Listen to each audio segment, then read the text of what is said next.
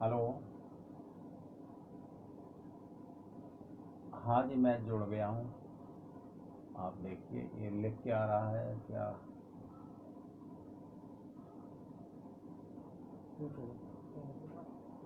Rotate your device, you can't turn.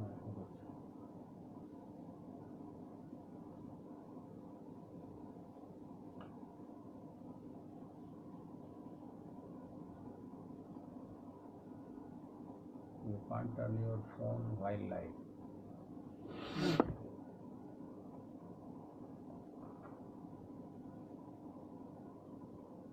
ऐसे करने को मना करता है। कैसे करना? ऐसे नहीं होगा है?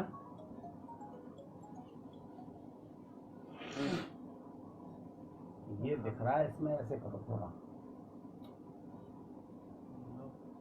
नहीं ऐसे नहीं। हाँ लाइव चल रहे हो आप?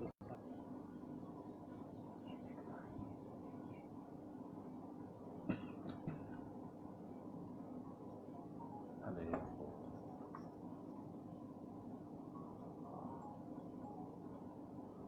उठा तो लो, कट जाएगा। कट गया।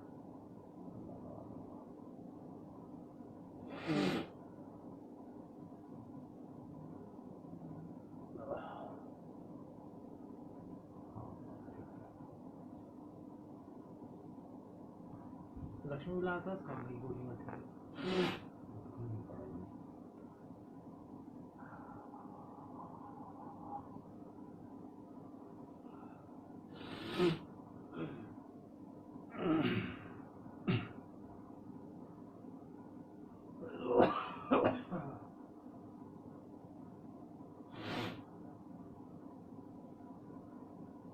हाँ जी, मैं लाइव हूँ, उधर से कनेक्ट।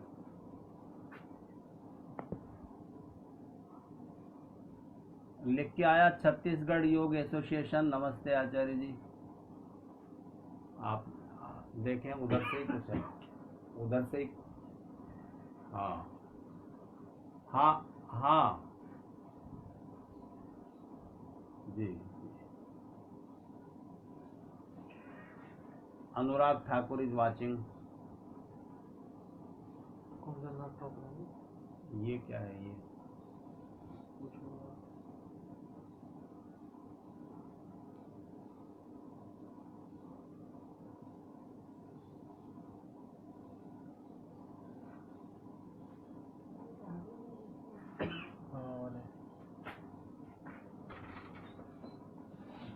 ये किवाड़ प्रकाश यहीं रहो, एक मिनट कुछ।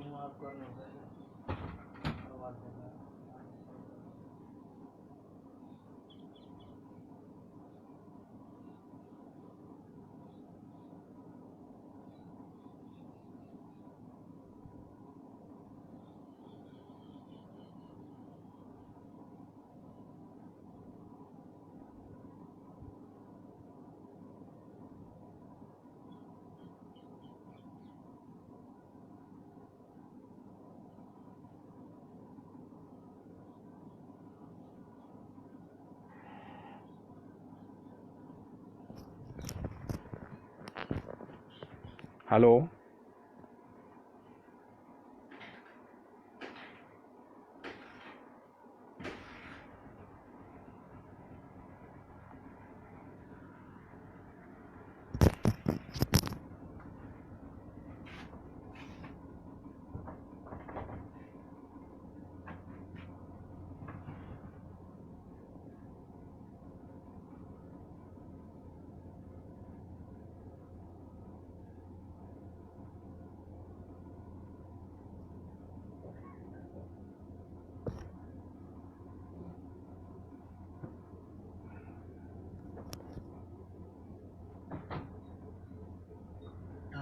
ये ऐसा कर दो, ये लिख के इस तरह आ रहा है तो यही रहा ऑप्शन। हाँ तो वहाँ कैसे लग जाएगा?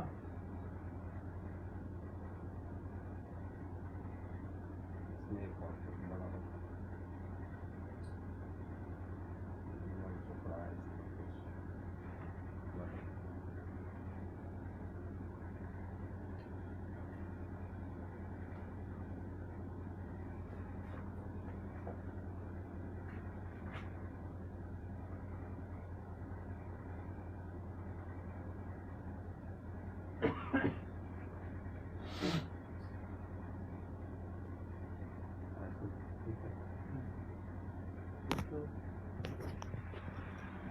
दोबारा बंद करो। यहाँ पे हेलो,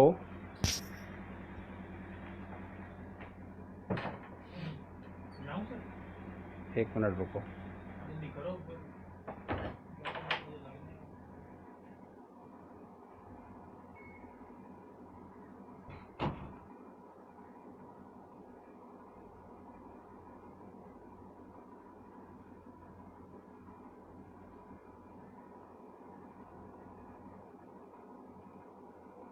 हेलो जी, मेरी आवाज़ तस्वीर वगैरह पहुंच रही है?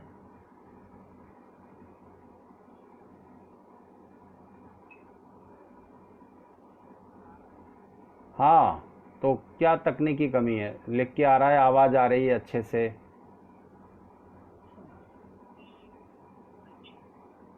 तो अच्छा, तो क्या करूं? वेट वेट करूं? अच्छा अच्छा अच्छा।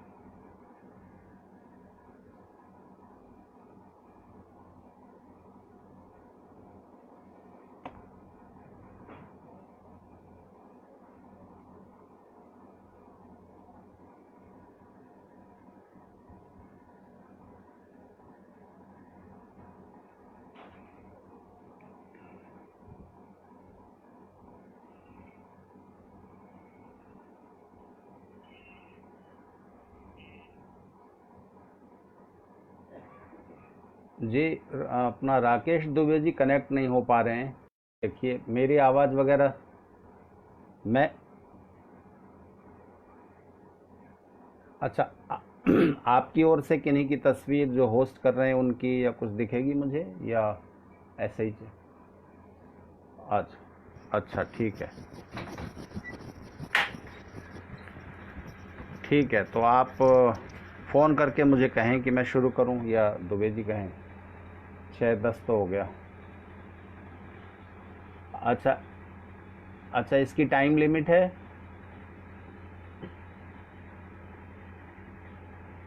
ठीक ठीक है ठीक है। हाँ ठीक है जी, ठीक है जी जी। तो फोन करेंगे, मैं ले आता हूँ, तब तक 10 मिनट लगेंगे। हाँ, बंद कर जा। फिर आप आवाज़ दे देना। हेलो।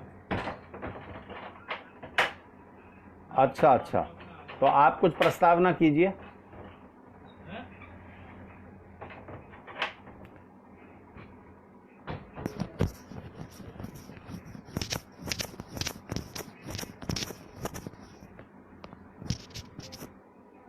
अच्छा हाँ हाँ, बोलिए, कह दीजिए।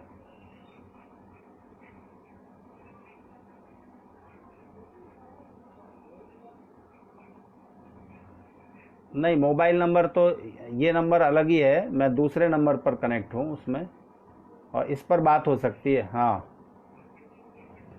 हाँ, मेरे मेरे पास कोई, हाँ ठीक। नहीं, अभी वो 15 मिनट बाद वो आएंगे, अभी है नहीं।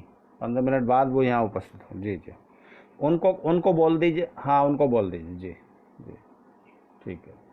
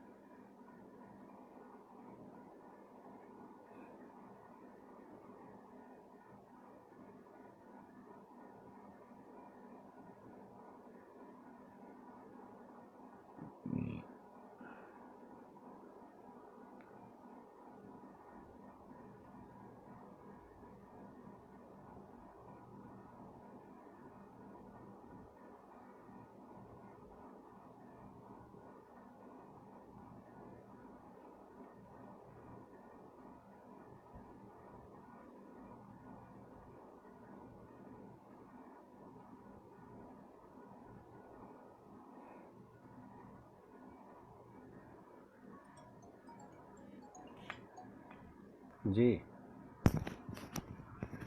जी।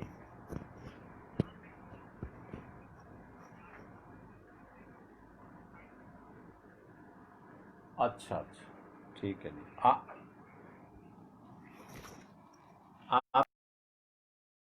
पाए कि नहीं?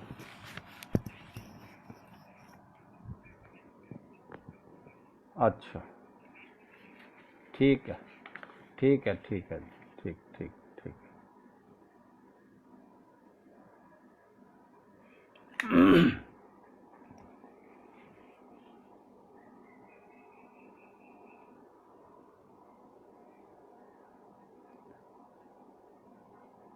इस अंतर्वितान इंटरनेट के माध्यम से भारत स्वाभिमान, पतंजलि योग समिति और वैदिक सत्संग समिति के इस आयोजन में जुड़े हुए सभी विचारशील महानुभाव, भारत के पास या यूं कहिए हिंदू समाज के पास दो दिव्य आदर्श पुरुष हैं। भारत के इतिहास में दो चंद्र हैं, भगवान श्री रामचंद्र और भगवान श्री कृष्णचंद्र। प्रकाश देने वाले और चंद्रमा की तरह संताप हर लेने वाले।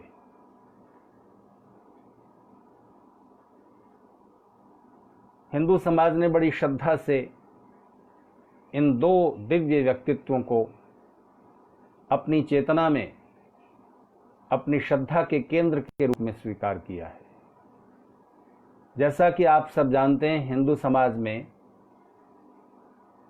अवतारवाद पर विश्वास किया जाता है। उन अवतारों की संख्या अलग अलग पुराणों में अलग अलग है, कहीं पर 10 हैं, कहीं पर 12 हैं, कहीं पर 24 हैं। और वो अवतार मनुष्य के अलावा विभिन्न प्रकार के हैं। कूर्मा अवतार, मत्स्य अवतार, कच्छप अवतार, वराह अवतार। लेकिन मनुष्य के रूप में अवतार दो हैं, श्री राम और श्री कृष्ण। परमेश्वर अवतार लेते हैं नहीं, ये अलग चिंतन का विषय है।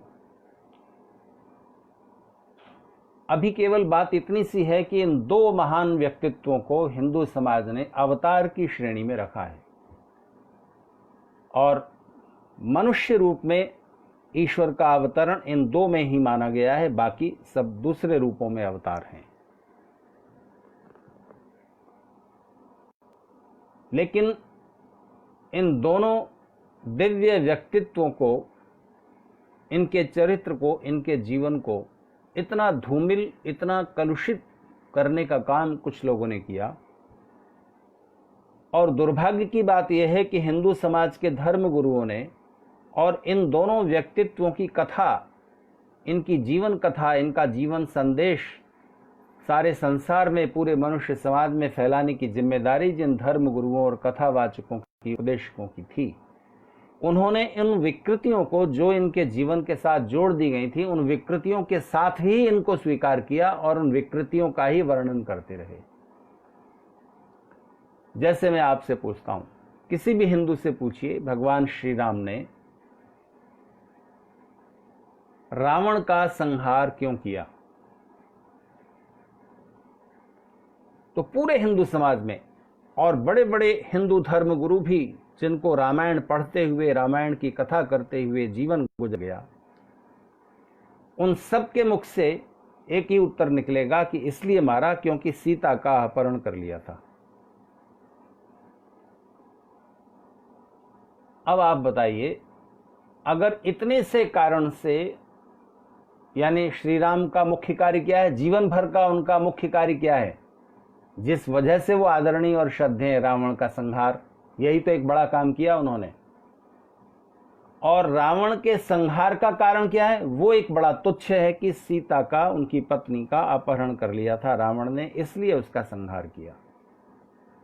प्रश्न उठता है, प्रश्न ये उठता है कि अगर पत्नी का अपहरण कर लेने से रावण का संहार किया, तो इसमें इतनी बड़ी बात क्या हो गई कि हम श्री राम को अवतार के रूप में स्वीकार करें? क्योंकि साधारण सी बात है, किसी भी व्यक्ति की पत्नी का अपहरण कोई कर लेगा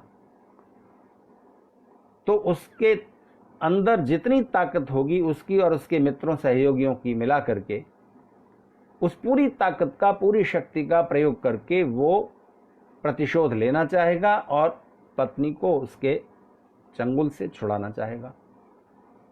यही काम श्री राम ने किया, जैसा कि हिंदू समाज और हिंदू धर्मगुरु मानते हैं।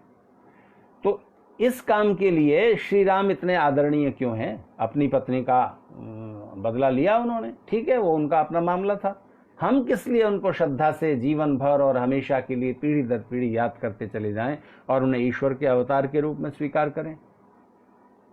इतना बड़ा स्थान अगर कोई समाज किसी को देता है और अपनी स्मृति में, ऐतिहासिक स्मृति में, अपनी अंतश्चेतना में, अपनी श्रद्धा के केंद्र में किसी को स्थान देता है, तो उसका कारण इतनी छोटी सी बात नहीं हो सकती। इसलिए ध्यान दीजिए, भगवान श्री राम और भगवान श्री कृष्ण को छोटा करना बंद कीजिए। ये सारे हिंदू धर्म गुरुओं के नाम में ये संदेश देना चाहता हूं। हिंदू समाज में चेतना जगाने की जरूरत है और उसका जो, उसके मन में जो ये धारणा बिठा दी गई है, इस धारणा को बदलना जरूरी है। कारण ये नहीं था कि सीता का अपहरण कर लिया इसलिए श्री राम ने रावण का संहार किया, नहीं, बिल्कुल गलत है ये बात। रावण ने भगवती सीता का अपहरण करके श्री राम का काम आसान कर दिया। वो किस मिशन, किस बड़े लक्ष्य के लिए निकले थे, तो अभी स्पष्ट हो जाएगा। श्री राम वन क्यों गए थे? क्यों गए थे भगवान श्री राम वन क्यों गए थे? तो यहां पर भी एक भ्रम है। यहां पर भी एक इतना छोटा सा कारण है कि कैकेयी ने कभी दशरथ से वचन ले लिया था कि मैं जो मांगूंगी वो आपको देना होगा, और उसका कारण ये था कि किसी युद्ध में कैकेयी ने रथ के पहिए को बाहर निकलने वाला था उसको संभाल लिया था, और तब तक संभाले रही जब तक दशरथ युद्ध करते रहे। अब इस घटना पर विचार करें, युद्ध में पत्नी को ले जाने की क्या जरूरत होती है? इतिहास में ऐसे बहुत कम वर्णन हैं जहां पर पत्नी को कोई युद्ध में साथ ले गया हो, कोई क्षत्रिय राजा। कोई कारण रहा होगा। और फिर इसके बदले में कैकेयी ने समय आने पर क्या मांगा कि श्री राम को वनवास और उनके पुत्र को राजगद्दी। तो फिर कथा शुरू होती है कि भरत राजा बनने को तैयार नहीं और वो बहुत विरोध करते हैं इस बात का, और श्री राम को वापस लेने के लिए जाते हैं। श्री राम वापस नहीं लौटते। तो श्री राम ने सब ऋषियों के, मंत्रिमंडल के, दशरथ के उस वचन के निषेध कर देने के बाद भी जब उन्हें ही राज्याभिषेक करना चाहा तो राम ने स्वीकार नहीं किया और कहा कि रघुकुल रीति सदा चले आई, प्राण जाए पर वचन न जाए। तो पिता के दिए हुए वचन को निभाना है और मैं वन जाऊंगा। तो ये भी एक छोटा सा कारण है, पारिवारिक कारण है, उनकी अपनी राजगद्दी की समस्या है। तो इसके लिए हम भगवान श्री राम को अवतार क्यों माने और क्यों उन्हें श्रद्धा का केंद्र बनाए? तो बात यहां भी गलत है। रघुकुल रीति सदा चले आई, प्राण जाए पर वचन न जाए, ये कथन कहां का है? वाल्मीकि का तो नहीं। तो अगर आप उस रामायण के और उस समय की परिस्थितियों को आप ठीक से अध्ययन करें तो आप पाएंगे कि श्री राम किसी राजगद्दी की जो कश्मकश है कि भरत राजा बने, उनकी माँ ये चाहती हैं, और दशरथ चाहते हैं कि राम राजा बने, वो ज्येष्ठ पुत्र हैं, कारण ये नहीं है, बिल्कुल नहीं है। और कारण ये इसलिए भी नहीं है कि जब भरत ने अस्वीकार कर दिया तब क्या झगड़ा है। ध्यान दीजिए, आपको इस घटना पर विचार करना चाहिए कि जब इस राज्याभिषेक की कोई चर्चा ही नहीं थी दूर दूर तक, और राम और लक्ष्मण अभी धनुर्विद्या सीख ही रहे थे, उनका अभी विद्या प्राप्ति का समय पूरा नहीं हुआ था, तभी ऋषियों का एक प्रतिनिधिमंडल महाराज दशरथ के पास आता है और उनसे मांगता है कि हमें इन 2 राजकुमारों को दे दीजिए कुछ समय के लिए। क्यों?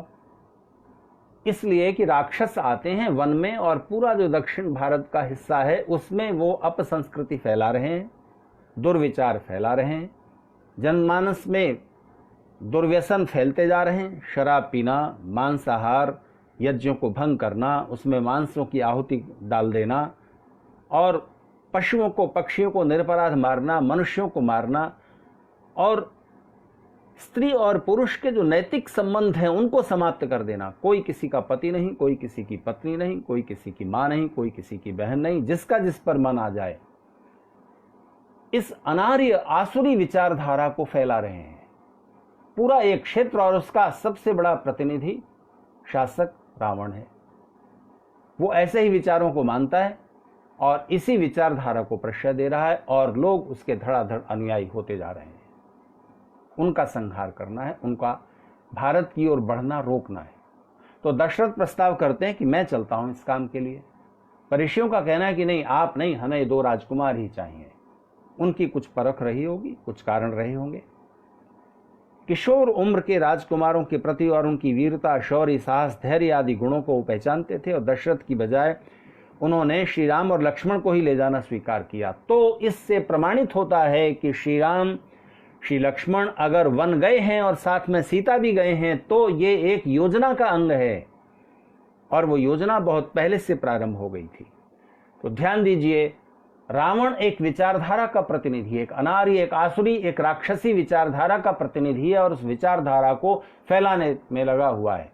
अपने सहयोगी बढ़ाता जा रहा है, अपने राज्य का विस्तार करता है, और जो उसके आसपास के देश हैं उन सब में ऐसे शासकों को प्रश्रय देता है जो अपनी प्रजा पर अत्याचार करते हैं और इसी विचारधारा को मानते हैं। दूसरे देशों पर कब्जा करना उसकी अभिलाषा है। वो पूरी धरती पर अपना एक छत्र साम्राज्य स्थापित करना चाहता है। पूरी दुनिया मुट्ठी में कर लेने की महत्वाकांक्षा, दुष्ट महत्वाकांक्षा उसकी है, और इसके लिए कुछ भी कदाचार करने में वो हिचकिचाता नहीं। जैसे आप आज का चाइना देख सकते हैं, ठीक वैसी ही परिस्थिति थी, और उसके संहार के लिए किसी एक ऐसे व्यक्तित्व की आवश्यकता थी जो अपने जीवन को समर्पित कर दे। श्री राम में वो गुण ऋषियों को दिखाई दिए। विपक्षी दुष्ट शत्रु सावधान न हो जाएं, इसके लिए हो सकता है ये प्रवाद उड़ाया गया हो कि कैकेयी, दशरथ, उसका वर मांगना और राम का राज्याभिषेक और भरत को राजगद्दी देना इत्यादि बातें हो सकती हैं, ये माना जा सकता है। लेकिन मूल कारण ये नहीं है, क्योंकि प्रमाण में वो घटनाएं बहुत पहले ऋषियों का प्रतिनिधिमंडल श्री राम और लक्ष्मण को लेकर जाता है, और उस समय तात्कालिक काम करके श्री राम और लक्ष्मण वापस आ जाते हैं। उनका अभी अध्ययन, उनकी शिक्षा अधूरी है, पूरी करते हैं। उसके बाद राज्याभिषेक का समय आता है, और फिर ये इस तरह का नाटक किया जाता है, और श्री राम, लक्ष्मण और सीता वन चले जाते हैं। मुख्य बात यह है, तो व्यक्तियों का टकराव नहीं है कि राम और रावण की कोई निजी शत्रुता है। राम की रावण से निजी दुश्मनी इतनी सी भी नहीं है। रावण अगर आर्य विचारधारा को, वैदिक विचारधारा को स्वीकार कर ले और सही अर्थों में मनुष्य बन जाए, तो फिर राम का उससे कोई विरोध नहीं है। अगर बात इतनी सी है कि सीता का अपहरण कर लिया, इसलिए राम रावण का संहार करने जा रहे हैं और यही उनका बड़ा काम है, तो ये बहुत छोटी बात है। और अगर यही कारण था कि सीता का अपहरण, तो राजगद्दी ही तो भरत के लिए है, वचन पिता का निभाना, इसीलिए तो वन गए हैं। तो रावण के कैद से सीता को छुड़ाने के लिए और रावण को दंड देने के लिए अयोध्या से सेना बुला सकते थे, क्यों नहीं बुलाई? सेना बुलाते ही सारा काम असफल हो जाता। उद्देश्य है विचारधारा को समाप्त करना, इसलिए वैचारिक विजय ही सबसे बड़ी विजय होती है। तो जिन वनवासी क्षेत्रों में रावण की विचारधारा पैर फैला चुकी है, उस विचारधारा को नष्ट करना है, इसलिए राम बरसों बरस उनके बीच जाकर रहे हैं। और जब एक राजकुमार अपने राजभवन को और अपनी सुख सुविधाओं को छोड़कर जंगल जंगल भटक रहा है, तो उन वन में रहने वाले सब जनजातियों की स्वाभाविक श्रद्धा श्री राम, लक्ष्मण और सीता के प्रति हो गई। धीरे धीरे उनका खिंचाव श्री राम के प्रति होता जा रहा है।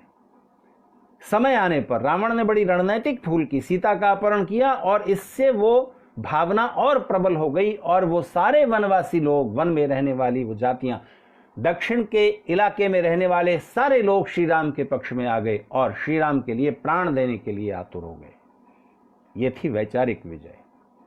इसलिए विचारधाराओं का संघर्ष है। श्री राम के ऐतिहासिक अवदान को छोटा मत कर दीजिए कह करके कि सीता का अपहरण कर लिया इसलिए रावण का संहार किया, बहुत छोटा कर देते हैं आप ऐसा कह के।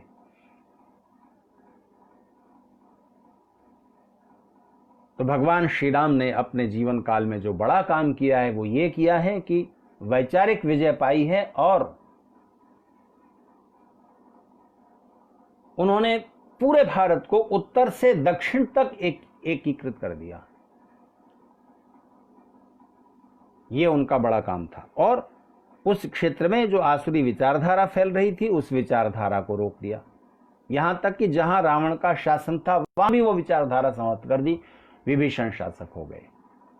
अगर चाइना से कम्युनिस्ट पार्टी का शासन समाप्त हो सके, असली विजय वही होगी कि वो जो विचार दूषित हो गए हैं उस देश के और वो दूसरे देशों को भी अपने इसी विचार में लेता जा रहा है। जैसे नेपाल में कम्युनिस्ट शासन स्थापित कर दिया।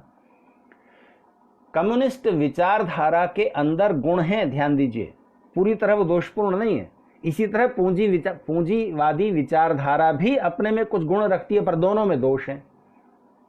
पूरी तरह से मनुष्यता का कल्याण वैदिक अर्थव्यवस्था, वैदिक समाज व्यवस्था, वैदिक शासन व्यवस्था में है, जिसमें कम्युनिज्म के भी गुण हैं और पूंजीवाद के भी गुण हैं। लेकिन कम्युनिज्म जब एक्सट्रीम पर पहुंचता है तो चाइना जैसा बनता है। गांव के गांव पकड़ करके नौजवानों को मजदूर के रूप में, गुलामों के रूप में ले जाया जाता है, हजारों वहीं बसा दिए जाते हैं जहां जिस फैक्ट्री में उन्हें काम करना है। 16 घंटे काम लिया जाता है और केवल पेट भरने के लिए, जीवन की आवश्यकताएं पूरी करने मात्र उन्हें वेतन दिया जाता है। इसलिए चाइना का माल सस्ता है। और जैसे ही आप चाइना का सामान खरीदते हैं वैसे ही इस अत्याचार, इस शोषण में आप भी शामिल हो जाते हैं। कैसा कम्युनिस्ट देश है वो? कम्युनिस्ट तो उसने एक आवरण रखा हुआ है, अपने देश को एक बंद जैसा रखा हुआ है, एक बंद समाज बना दिया है। कोई विरोध नहीं कर सकता, कोई बोल नहीं सकता, बोलेगा मार डाला जाएगा। अपनी ही जनता पर वो इतने अत्याचार कर रहा है जिसका पता पूरी दुनिया को उलगने नहीं देता। कुछ बातें छन कर बाहर आ जाती हैं। तो ठीक इसी तरह से विचारधाराओं का टकराव श्री राम के समय में है और उन्होंने उस पूरे क्षेत्र को एकीकृत किया है, उत्तर और दक्षिण को एक किया है और पूरा राष्ट्र कई हजार साल के लिए संगठित और शक्तिशाली बना दिया। यह श्री राम का सबसे बड़ा योगदान है। इसके लिए वो आदरणीय हैं, श्रद्धेय हैं और युग युगों तक हमारी अंतःचेतना में उनका स्थान श्रद्धा के केंद्र के रूप में बना रहेगा। श्री राम के जीवन पर और बहुत सारी विकृतियां डाल दी गई हैं और उसमें से सबसे बड़ी यह है कि जब वो रावण का संहार करके अयोध्या आ गए, राज्याभिषेक हो गया, उसके बाद न जाने क्या वो कहानी चलती है कि धोबी ने कह दिया कि मैं कोई राम नहीं हूं जो तेरे को ऐसा दुराचरण करने पर भी अपने साथ रख लूंगा, सीता रावण के यहाँ इतने साल तक रह के आई, इत्यादि बातें। और राम ने ये सुन करके सीता का परित्याग कर दिया। ये एक और मूर्खता की बात उनके चरित्र पर मढ़ दी गई है। सच बात यह है कि सीता का परित्याग किया ही नहीं। रावण का वध करके श्री राम अयोध्या लौट आते हैं। जो उनका मिशन था वो पूरा हो गया, लक्ष्य पूरा हो गया। उत्तर दक्षिण में जो दीवार थी वो समाप्त हो गई। वहां पे रहने वाले लोगों के अंदर जो विचारधारा, दुष्ट विचारधारा फैली हुई थी उसको उन्होंने समाप्त कर दिया। आ गए, फिर उनका राज्याभिषेक हो गया। दी एंड, कहानी समाप्त। लेकिन जैसे कोई फिल्म हिट हो जाती है, बाहुबली हिट हो गई तो अब बाहुबली 2 बनेगी, धूम हिट हो गई, धूम 2, धूम 3, इस तरह से बनती जाती है। दबंग का एक फिल्म हिट हो गई तो फिर दबंग 2 बनी।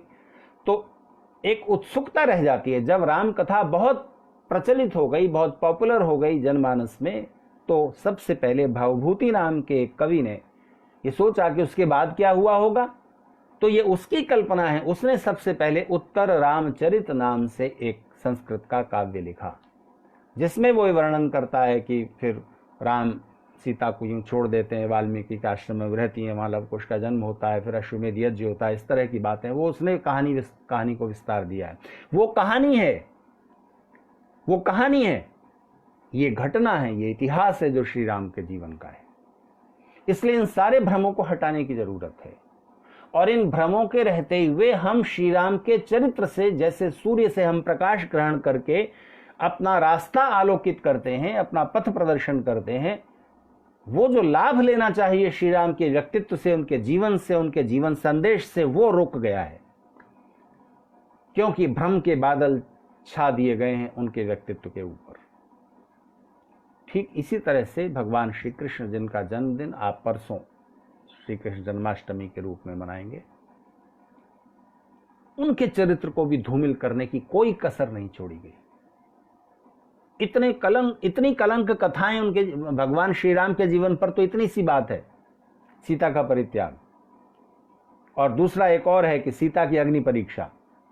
कभी आपने, एक फिल्म है जिसमें मुझे नाम याद नहीं आता, माधुरी दीक्षित ने उसमें अभिनय किया है, उसमें सवाल उठाया गया है कि सीता जब वन में रही तो राम भी तो अलग रहे ना सीता से, तो सीता के चरित्र पर संदेह कर रहे हैं राम, और अग्नि परीक्षा उनकी लेते हैं कि आग में जलकर बताओ कि तुम पवित्र हो या नहीं। तो राम भी तो अलग हुए, तो सीता को भी मांग करनी चाहिए, राम की भी तो परीक्षा होनी चाहिए, अग्नि परीक्षा, कि तुम मन से पवित्र हो कि नहीं। ये प्रश्न उस फिल्म में उठाया गया है, और हिंदू समाज देखता है और खुश होता है और सवाल को सही मानता है। हाँ हाँ, बिल्कुल ठीक बात है, आपको भी ऐसा लग रहा होगा। सीता की अग्नि परीक्षा का क्या मतलब है? कभी पढ़ना तो चाहिए ना उन मूल ग्रंथों को, वाल्मीकि रामायण उठाकर पढ़िए, तो वहां राम केवल ये प्रस्ताव करते हैं कि देखो, क्योंकि इतने समय अलग रही हो, राम चाहे किस कारण से ये प्रश्न उठा देते हैं मालूम नहीं, उस समय श्री राम की मनस्थिति क्या रही होगी, वाल्मीकि उसको अच्छे से समझ सकते होंगे। उन्होंने जो वर्णन किया है उसमें जो तह से, अंदर से, अंतस्थल से जो बात निकल कर आती है वो ये है कि श्री राम सीता पर एक ऐसा वाक्य कह देते हैं कि तुम रावण के उसमें रही हो, कैद में रही हो लगभग 1 वर्ष, और इसके बाद अगर मैं तुम्हें पूरी छूट देता हूं कि तुम मेरे साथ आना चाहो तो ठीक है, या तुम्हें कोई और रास्ता पसंद हो तो वो तुम चुन सकती हो। श्री राम का एक कहना था, सीता के तन बदन में आग लग गई, उनका मन बहुत विक्षुब्ध हो गया, और उन्होंने कहा कि आप ऐसी बात कैसे कर सकते हैं? कभी मैंने स्वप्न में भी आपके अलावा किसी और का विचार किया हो? ये आपका ये कथन मुझे इस तरह से जला रहा है जैसे कि आप मुझे जिंदा आग में जला रहे हो। बस श्री राम सावधान हो जाते हैं, कहते नहीं, मेरी भूल हुई, मुझे तुमसे ऐसा नहीं कहना चाहिए था। मेरे मन में भी तुम्हारे अलावा कोई और स्त्री नहीं, स्वप्न में भी है, तो तुम्हारे बारे में मैं ऐसा कैसे सोचूं? लेकिन मैंने स्वतंत्रता को स्थान देते हुए, स्त्रियों का पूरा अधिकार है, पूरी स्वतंत्रता है तुम, तो इसलिए मैंने ये बात कह दी थी। तो ऐसा नहीं है कि आग में जलकर सीता पवित्र होकर निकली है, ये मूर्खता की बातें हैं।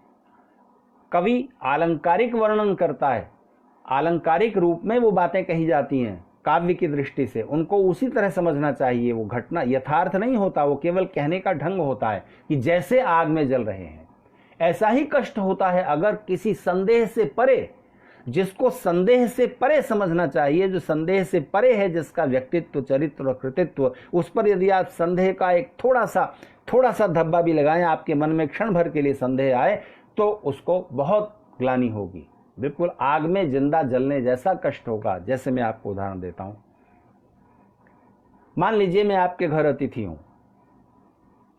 और मैं वैदिक धर्म का प्रवक्ता हूं, मेरी एक छवि है लोगों के मन में, जितने भी लोग मुझे जानते हैं उनके मन में मेरे लिए श्रद्धा है, आदर का भाव है, और आप जिनके यहाँ मैं अतिथि हूं उनके मन में भी। आपके घर में कोई कीमती चीज चोरी हो गई, घर में 3-4 लोग थे, और आपने उस कीमती चीज की चोरी का संदेह क्षण भर के लिए मुझ पर किया, और मेरे बैग की तलाशी ली कि शायद आचार्य जी ने तो नहीं चुरा ली। अगर बात ये मुझे पता लग जाए कि आप मुझ पर संदेह कर रहे हैं और मेरे बैग की तलाशी ले रहे हैं कि शायद मैंने वो चुरा ली हो, तो क्या फिर मैं आपके घर कभी दोबारा आना पसंद करूंगा? नहीं, मुझ पर संदेह किया जाना भी मुझे पसंद नहीं होगा। मैं उसके परे होना चाहिए आपके मन में। अगर आप संदेह प्रकट करते हैं, छुप के ले लो तलाशी अगर संदेह है तो। संदेह प्रकट करते ही आपने मेरे प्रति जो आदर और श्रद्धा का भाव था, वो जो एक पतला धागा था, उसको तोड़ दिया, समाप्त कर दिया। ठीक इसी तरह से प्रेम और विश्वास की बात होती है, तो उसे संदेह से परे रखना होता है। और श्री राम ने भले ही किस भाव से बात कही, तो सीता का कहना है जैसे कि आग में जल रही हूं मैं, इस तरह से आपका एक कथन मुझे पीड़ा दे रहा है। तो इस तरह से उन काव्य के आलंकारिक कथनों को समझना चाहिए। हिंदू धर्मगुरुओं ने भूल की है कि एक बड़ा पाप ये किया कि उन्होंने श्री राम के चरित्र को छोटा कर दिया। जो उन्होंने विराट कार्य किया है उसको उन्होंने उसका कारण ये बता दिया कि सीता का अपहरण हुआ इसलिए रावण का वध किया। बड़ी छोटी बात है। श्री कृष्ण के चरित्र पर तो इससे कई गुना ज्यादा कलंक लगाए गए हैं। ब्रह्म वैवर्त पुराण उठाकर पढ़िए, आपकी श्रद्धा समाप्त हो जाएगी भगवान श्री कृष्ण पर। भागवत पुराण में भी बहुत सी अच्छी बातें भी हैं। इसलिए महर्षि दयानंद सरस्वती ने सारे वैदिक साहित्य के बीच उस पूरी धारा में, उस पूरी क्रोनोलॉजी में पुराणों को बहिष्कृत किया और उन्होंने निषेध किया कि कोई सामान्य व्यक्ति पुराणों का अध्ययन न करेगा तो उसकी श्रद्धा धर्म पर समाप्त हो जाएगी। आपके जो देवी देवता जिनका वर्णन पुराणों में, उन पर समाप्त हो जाएगी। जो हिंदू शिव पुराण पढ़ लेगा कभी दोबारा शिव जी पर श्रद्धा नहीं रखेगा। पढ़ के तो देखो, इतने गंदे वर्णन उन पुराणों में देवी देवताओं के प्रति किए गए हैं जो कि वास्तविकता से परे हैं। ऋषि का मानना है, ऋषि दयानंद का मानना है कि वो पुराण जिन्होंने भी लिखे हैं उनका ये वर्णन नहीं है। हमारे उस सारे धार्मिक साहित्य में बहुत सारा मिलावट की गई है, बहुत सारा एडल्ट्रेशन किया गया है और इतनी मिलावट की गई है कि एक सामान्य व्यक्ति उसको छान नहीं सकता कि ये ठीक है और ये गलत है। सही बात को भूसे के ढेर में सुई ढूंढने के समान है। तो विद्वानों को उसका अध्ययन करना चाहिए, वो उसको छान कर रिफाइन करके कि क्या गलत है क्या ठीक है उस तरह स्वीकार कर लेंगे। लेकिन उपनिषदों से लेकर के और बाद के साहित्य में इतनी मिलावट की गई है। कुछ लोगों ने, हमारे ही देश के कुछ ऐसे लोगों ने जिनके विचार विकृत हो गए थे। हमारे देश में एक लंबी परंपरा रही है वाम मार्ग की, जो ठीक वैसे ही विचारधारा को मानते थे जिसका प्रतिनिधि रावण था श्री राम के समय में, और श्री कृष्ण के समय में कंस और जरासंध जैसे लोग उस विचारधारा के प्रतिनिधि थे। देशद्रोही, अपने देश अपने समाज के विरुद्ध कार्य करने वाले, अपनी ही जनता पर अत्याचार करने वाले, और कोई रिश्ता नहीं, कोई किसी की स्त्री नहीं, कोई किसी की पत्नी नहीं, कोई किसी की बहन नहीं, जो जिसको पसंद आ जाए, मांस, मदिरा, मैथुन इत्यादि 5 मकार ही जीवन के आधार हैं जिस विचारधारा की, वो वाम मार्ग कहलाई। चारवाक जिसका प्रतिनिधि है, उपदेष्टा है। उस विचारधारा का बहुत बहुत स्थान हो गया भारत में। बड़ा संघर्ष करना पड़ा है धार्मिक लोगों को, अच्छे लोगों को, और जब वो कमजोर हुए संगठन बिखरा और साधारण लोगों को उन्होंने अपने ग्रिप में ले लिया। इस तरह की परिस्थितियां आती रही हैं, जाती रही हैं। उस युग में जिन ग्रंथों पर जनता की, विद्वानों की स्वाभाविक श्रद्धा है, उनमें मिलावट कर दो, उनको ऐसे ही विचारों से भर दो, तो वाल्मीकि रामायण की मिलावट, पुराणों की मिलावट, महाभारत में मिलावट, उपनिषद 11 उपनिषद प्रामाणिक माने जा सकते हैं, लेकिन 130 की, लगभग 130 की संख्या में उपनिषद मिलते हैं इस समय। एक उपनिषद तो अकबर के समय में बनाया गया, ला इलाहा इल्लल्लाह मोहम्मद रसूलुल्लाह से जिसकी शुरुआत होती है, अकबर के समय में उसकी रचना हुई। एक नकली वेद बनाकर फ्रांसिस डी नोमिल नाम के पादरी ने बनाकर हिंदू समाज के ऊपर थोपने की कोशिश की, जिसमें ईसा की स्तुति के संस्कृत में श्लोक बनाकर रख दिए गए थे। तो पुराणों में इतने भयावह वर्णन हैं कि आप हैरान रह जाएंगे। अंग्रेजों ने भी मिलावट करवाई है, मुसलमानों ने भी मिलावट करवाई है। संस्कृत के विद्वानों को खरीद करके, उन्हें पैसा दे करके ऐसा लिख दो, गोमांस खाने का वर्णन। वाल्मीकि रामायण में भरत जब श्री राम को वापस लेने के लिए जाते हैं तो रास्ते में भरद्वाज ऋषि का आश्रम पड़ता है। तो भरद्वाज ऋषि भरत और उनके सैनिकों की सुविधा के लिए, उनकी सेवा सत्कार के लिए जो तैयारी करते हैं, उसका वर्णन वाल्मीकि रामायण में मिला दिया गया है। उसमें भरद्वाज ऋषि कहते हैं भरत से, राजकुमार भरत, आपके और आपके सैनिकों के लिए मैंने स्वागत की है, तैयारी की है। मोर का मांस, हिरन का मांस, तीतर का मांस, बटेर का मांस, इतनी इतनी तरह के मांस तैयार किए, 25-50 तरह की शराबें हैं, आप आनंद लीजिए। और पास में नदी है, उसमें नौकाएं, नावें बह रही हैं, उनमें वेश्याएं हैं, आपके और आपके सैनिकों के मनोरंजन का पूरा इंतजाम है। तो भरत ऐसे थे क्या? पर रामायण में वर्णन मिला दिया गया। तो विद्वान पकड़ पाते हैं, क्योंकि जैसे हर लेखक की अपनी भाषा होती है। मुंशी प्रेमचंद के लेखन में, कहानी में आप कोई पैराग्राफ मिलाएं लिख करके हिंदी में, पता लग जाएगा कि प्रेमचंद की भाषा नहीं है। ऋषि दयानंद के सत्यार्थ प्रकाश की भाषा है तो हिंदी, लेकिन अलग है। आज का कोई लेखक उसमें कोई एक पैराग्राफ लिखकर जोड़े, पता लग जाएगा। शेक्सपियर की इंग्लिश में आप इंग्लिश में कुछ लिखकर जोड़ दीजिए, एक पैरा हटाइए, एक पैरा रख दीजिए, पता लग जाएगा कि ये पैरा किसी और ने लिखकर लगाया है। जैसे मेरे शर्ट में, इस कुर्ते में कहीं फट जाए, जल जाए, कुछ हो जाए, तो इस जैसा मिलता जुलता कपड़ा लेकर के या इसी की जेब वगैरह से कपड़ा लेकर के आप पैच लगा दें तो पैबंद दिखेगा। अगर कोई रफूगर इतनी सफाई से रफू करता है, इतनी सफाई से मिला देता है इसी का धागा लेकर के, तब भी नजदीक से वो पता चल जाएगा कि इतना हिस्सा रफू किया हुआ है। तो किसी दूसरे लेखक की भाषा अलग ढंग की होती है।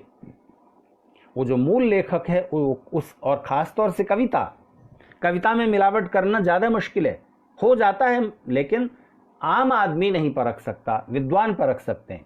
इसलिए ऋषि दयानंद ने पुराणों को पढ़ना सामान्य व्यक्ति के लिए निषिद्ध किया, क्योंकि वो दूध में मिले हुए जहर की तरह है सामान्य व्यक्ति के लिए। अच्छी बातें भी हैं, इतिहास है पूरा उसमें, हमारा किस राजा के बाद कौन राजा हुआ है सारा इतिहास उन पुराणों में मिलेगा, लेकिन उसको विद्वान लोग ही पढ़ें और उसको रिफाइन करके, वरना एक आम आदमी की श्रद्धा समाप्त होती है और वो विचलित हो जाता है उन वर्णनों को पढ़ करके। वेदों को रक्षित कर लिया गया, उसमें मिलावट नहीं होने दी गई। बाकी सारा धार्मिक साहित्य एडल्ट्रेशन से, मिलावटों से भरा हुआ है। महाभारत की ही इंटरनल एविडेंस के अनुसार, अंतः साक्षी के अनुसार 20,000 श्लोकों में था जो वेद व्यास जी ने लिखा। इस समय जो महाभारत उपलब्ध है उसमें 1 लाख से ज्यादा श्लोक मिलते हैं। कहां से आ गए वो? तो कुछ तो उस मूल बात में, कुछ कहानी को विस्तार देने के लिए, कुछ उसको सरस और रोचक बनाने के लिए मिलाए गए, और कुछ धूर्तता के कारण भी मिलाए गए, कुछ मूर्खता के कारण, कुछ धूर्तता के कारण, कुछ उसको विस्तार देने के लिए, उसको सरस बनाने के उद्देश्य से।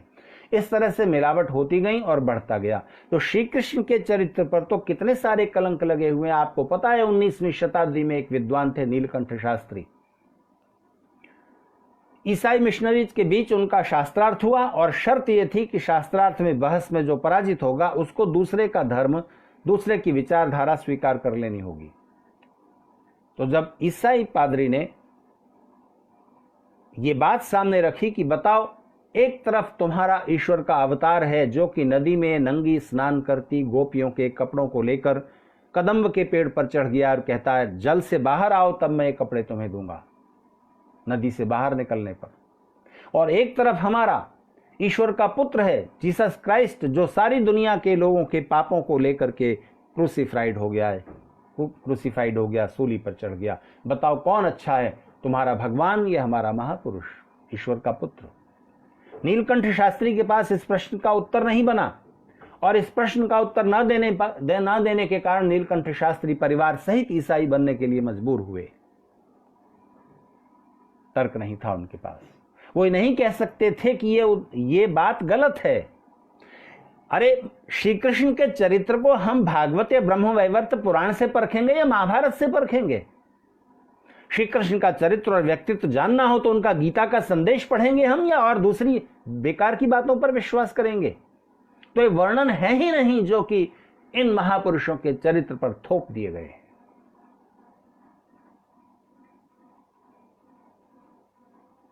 एक हाई कोर्ट ने, जहां तक मुझे याद आता है मुंबई हाई कोर्ट ने, लिव इन रिलेशनशिप को मान्यता दी। बिना शादी के कोई युवक युवती साथ साथ रह सकते हैं, यह अधिकार दिया पहली बार एक हाई कोर्ट ने इस भारत की धरती पर, और उदाहरण बनाया श्री कृष्ण को। शर्म से डूब मरने की बात है हिंदू धर्म गुरुओं के लिए और उस हिंदू जज के लिए।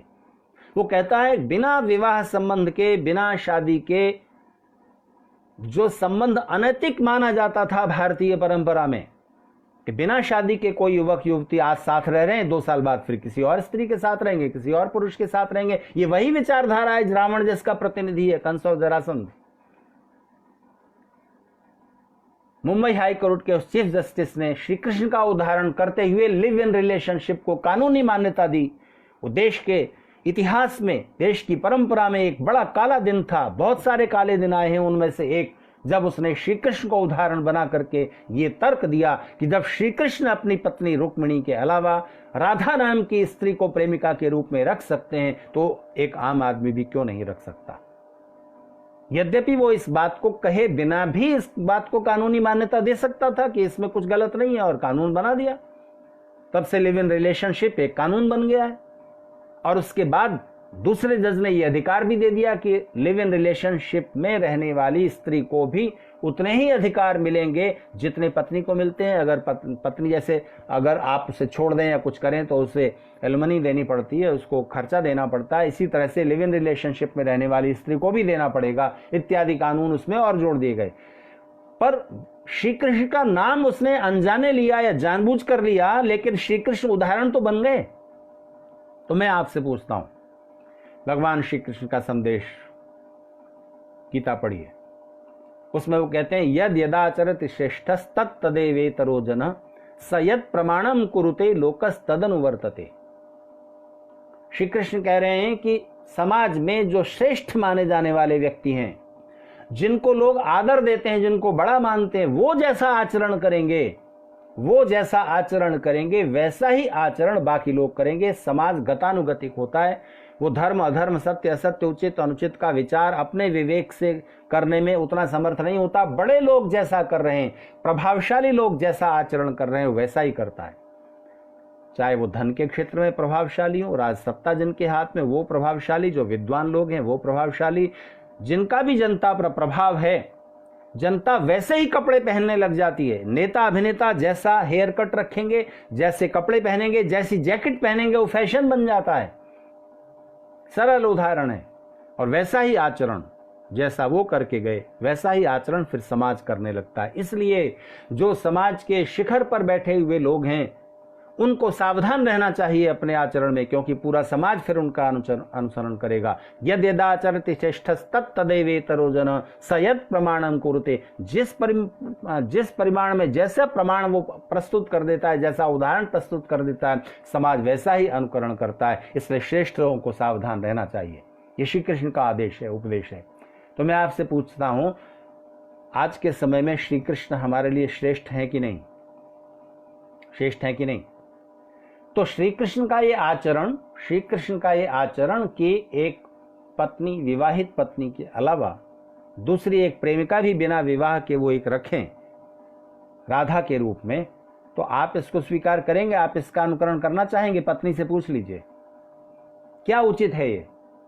तो इसका निर्धारण तो धर्मशास्त्रों से होगा, विवेक से होगा, समाज की उन्नति और कल्याण की व्यवस्थाओं से होगा। तो श्री कृष्ण को भी छूट कैसे दी जा सकती है? श्री कृष्ण जब स्वयं ये कह रहे हैं, तो श्री कृष्ण ऐसा आचरण कर सकते होंगे? तो मैं आपसे कहता हूं, महाभारत में चैलेंज के साथ कहता हूं, आप महाभारत में कहीं भी राधा का नाम निकाल कर बता दीजिए।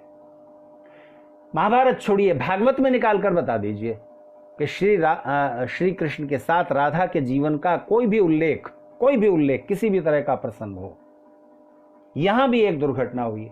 जयदेव नाम के एक संस्कृत के कवि ने अपनी प्रेमिका का नाम राधा रखकर श्री कृष्ण को लक्ष्य बनाकर, क्योंकि वो इस तरह नहीं लिख सकता, तो उसने गीत गोविंद नाम का काव्य रचा और उसमें सबसे पहले उसने राधा का उल्लेख किया है। महाभारत में राधा का उल्लेख है, लेकिन श्री कृष्ण से उसका कोई रिश्ता नहीं है। श्री कृष्ण के एक मामा ऋषिमुते रायण, उनकी पत्नी का नाम राधा है, और जिन्होंने उनको पाला था कर्ण को, तो वो राधे एक नाम है कर्ण का, क्योंकि कर्ण का लालन पालन राधा ने किया था, यानी रायण की पत्नी ने। तो वो श्री कृष्ण की प्रेमिका थी, ऐसा कोई उल्लेख नहीं है। हाँ, श्री कृष्ण की प्रेमिका हो सकती हैं हर एक जीनियस व्यक्ति जो व्यापार के क्षेत्र में, राज्य व्यवस्था के क्षेत्र में, विद्या के क्षेत्र में, कला के क्षेत्र में, कोई जो भी जीनियस है, श्रेष्ठ है, बड़ा है, महान है, उसकी एक प्रेयसी होती ही है पत्नी के अलावा। पर वो कोई मानुषी स्त्री नहीं होती। वो अपने कर्म क्षेत्र को इतना समय देते हैं कि पत्नियों को, अक्सर ऐसे जीनियस लोगों की पत्नियों को शिकायत रहती है कि आप तो हमेशा इसी में खोए रहते हो। जैसे कि कोई साइंटिस्ट है, रिसर्च में लगा रहता है, कोई कलाकार है, बांसुरी बजाता है या सितार बजाता है, उसी में खोया रहता है, पत्नी को समय कम देता है, अपनी कला की साधना में ज़्यादा समय देता है। तो हर पत्नी को शिकायत होती है कि इससे तो मैं बांसुरी होती, इससे तो मैं सितार होती, इससे तो मैं किताब होती, तो कम से कम आपके नज़दीक तो होती, आप तो उसी में डूबे रहते हैं। ये शिकायत हर एक बड़े काम में लगे हुए व्यक्ति की पत्नी को रहेगी, क्योंकि वो अपने कर्म क्षेत्र को, अपने मिशन को ज़्यादा प्यार करते हैं। ये स्वाभाविक है। तो पंडित बुद्धदेव विद्यालंकार जो श्री कृष्ण के चरित्र को निर्मल कर देने वाले एक महान व्यक्तित्व हैं, और जिन्होंने उनके चरित्र पर जो भी दाग धब्बे लगाए गए हैं, कलुषित करने के जो प्रयास किए, उनको धोने का अद्भुत प्रयास किया है और उसकी एक सही व्याख्या की है। और महर्षि दयानंद सरस्वती के इस वाक्य की रोशनी में महर्षि दयानंद सरस्वती श्री कृष्ण के व्यक्तित्व के बारे में ये उल्लेख करते हैं, ये उद्घोष करते हैं कि श्री कृष्ण एक आप्त पुरुष थे और उनका जीवन इतना पवित्र और महान और उदात्त है कि उन्होंने जीवन भर कोई भी पाप नहीं किया, कोई भी पाप नहीं किया। महर्षि दयानंद जैसा एक ऐसा प्रखर समालोचक जिसने किसी का पोस्टमार्टम करने में कोई दयालुता नहीं बरती है, श्री कृष्ण के बारे में ऐसा प्रमाण पत्र देते हैं। छोटी बात नहीं है ये। पंडित बुद्धदेव जी विद्यालंकार ने इसकी व्याख्या इस तरह की है कि हर जीनियस व्यक्ति किसी न किसी क्षेत्र में डूबा होता है और पत्नी उससे एक सौतेला व्यवहार जैसा, एक सौत जैसा समझने लगती है कि ये तुम्हारा प्रेम का क्षेत्र ये दूसरा ज्यादा है। पत्नी को प्रेम पर, पति के मन पर पूरा अधिकार चाहिए। उचित है, स्वाभाविक है, प्रत्येक नारी की इच्छा होती है। तो शारीरिक रूप से तो पूरा अधिकार है, मन पर भी अधिकार है, लेकिन मन में एक दूसरा क्षेत्र भी है जिसमें वो कुछ करना चाहता है, उसमें वो ज्यादा डूबता है। इसमें एक साधारण पत्नी को शिकायत होगी, लेकिन जो पत्नी उसी जैसी हो गई है, उसके मिशन को, जिसने अपना मिशन बना लिया है, उसको ये शिकायत नहीं होगी। जिसने उसके मिशन, उसके लक्ष्य की महत्व को समझ लिया, ये जिस बड़े काम में डूबे हुए हैं, ये काम इतना महत्वपूर्ण है कि इसके बिना मनुष्यता का हित होगा, तो वो फिर अपना समर्पण कर देती हैं उस कार्य के लिए। या तो बौद्धिक सहयोग अगर हो सकता है तो वो कीजिए, नहीं तो जिस तरह जो भी सुविधाएं दी जा सकती हैं पति को, और उस सुविधा में अगर पति को कहीं बाहर जाना है, देर तक कहीं बाहर रहना है, तो उसको भी वो स्वीकार कर लेती हैं, क्योंकि ये एक बड़े काम में लगे हुए हैं। तो पंडित बुद्धदेव जी विद्यालंकार ने लिखा है कि राधा क्या थी। राधा का अस्तित्व जो महाभारत के कुछ श्लोकों से छन कर बाहर निकलता है वो ये है कि भगवान श्री कृष्ण जब अपने दल को इकट्ठा कर रहे थे जरासंध और कंस जैसे अत्याचारी शासकों की समाप्ति के लिए, तो उन्होंने बहुत सारे उपाय किए। तो उन उपायों में एक था सैनिकों का, छापामार लड़ाकों का एक दल इकट्ठा करना। दूसरा उपाय था कि जो जन जागृति करेगा, जो गांव-गांव जाकर जरासंध और कंस क्या अत्याचार कर रहे हैं और इनका नाश क्यों जरूरी है, उसके लिए आर्थिक सहयोग भी चाहिए, उसके लिए जो जगह जगह जाकर जन जागृति करेगा, जन जागरण करेगा और श्री कृष्ण के मिशन की चर्चा करेगा, ऐसी एक टीम बनाई। और उस टीम का नाम राधा था, क्योंकि राध्री कीर्तने शब्द से राधा शब्द बनता है, जो कीर्तन करती है, यानी प्रसार करती है, विस्तार करती है, विचारों को फैलाती है। तो कंस और जरासंध के अत्याचारों के प्रति जनता में जो रोष पहले से था उसको तीव्र कर देना और जनता को इकट्ठा कर देना, उसको संगठित कर देना, इस काम में जो लोग लगे हुए थे वो टीम, उनके सहयोगी सदस्य, वो टीम जो है उसका नाम राधा है। और श्री कृष्ण स्वाभाविक रूप से अपने उस कार्य को, अपने उस कर्म क्षेत्र को अधिक प्रेम करते हैं, क्योंकि श्री कृष्ण के जीवन का लक्ष्य है अत्याचारी शासकों की समाप्ति। बताइए भगवान श्री कृष्ण को हम श्रद्धा से क्यों स्मरण करते हैं? महाभारत के समय में कितने अपने अपने क्षेत्र के धुरंधर लोग हैं। भीष्म जैसे ब्रह्मचारी हैं, युधिष्ठिर जैसे सत्यवादी हैं, कर्ण जैसा दानवीर है, अर्जुन जैसा धनुर्धर है, द्रोणाचार्य जैसे आचार्य हैं। आप उनमें से किसका जन्मदिन मनाते हो? बताइए, किसी का जन्मदिन आप मनाते हैं? अर्जुन का मनाते हैं, कर्ण का मनाते हैं, युधिष्ठिर का मनाते हैं, भीष्म का, द्रोणाचार्य का? नहीं, किसी का जन्मदिन नहीं मनाते। कोई भी इतना श्रद्धा का केंद्र नहीं है। कारण सिर्फ एक है। कौरव और पांडव लड़ रहे हैं राज्य के लिए। उनकी लड़ाई राज्य प्राप्ति की है। राज्य पर किसका अधिकार होगा? अकेले श्री कृष्ण हैं उस पूरे युद्ध में जो देश के लिए लड़ रहे हैं, राष्ट्र के लिए लड़ रहे हैं, और राष्ट्र उनके लिए प्रथम है, केंद्र है। इसलिए महाभारत के युद्ध का प्रारंभ होने से पहले जब अर्जुन के मन में विषाद जागता है, सीदंतिमम गात्राणि वेपथुश्च प्रजायते, मेरे हाथ पैर कांप रहे हैं, मेरा मन बैठा जा रहा है, हे भगवान मैं ये युद्ध किस लिए करूं? मैं देख रहा हूं अपने गुरु, अपने पितामह, अपने दादा, अपने भाइयों की हत्या करके मैं जिस राज्य को प्राप्त करूंगा, खून से सनी हुई इस राजगद्दी को पाकर मुझे क्या मिलेगा? वासुदेव भीख मांगकर जीवन को गुजार लेंगे, मुझे राज्य नहीं चाहिए, युद्ध यहीं समाप्त कर दीजिए। तब श्री कृष्ण क्या कहते हैं? देखो अर्जुन, अगर तुम अपनी राज्य प्राप्ति की लालसा के लिए लड़ रहे हो, तब तुम्हारे ऊपर अपने भाइयों की, अपने पितामह की, अपने आचार्य की हत्या का दोष लगेगा, तब तुम पापी होगे। लेकिन अगर तुम एक क्षत्रिय हो और क्षत्रिय का कर्तव्य सिर्फ इतना है अन्याय और अत्याचार की समाप्ति, चाहे वो तुम्हारा भाई ही अत्याचार कर रहा हो, इसलिए जो भी इस समय तुम्हारे सामने शत्रु पक्ष में खड़े हुए हैं, इस समय तुम्हारा ना कोई भाई है, ना गुरु है, ना आचार्य है, ना पितामह है, ये सब अन्याय के समर्थन में खड़े हुए लोग हैं, इसलिए वध किए जाने योग्य हैं।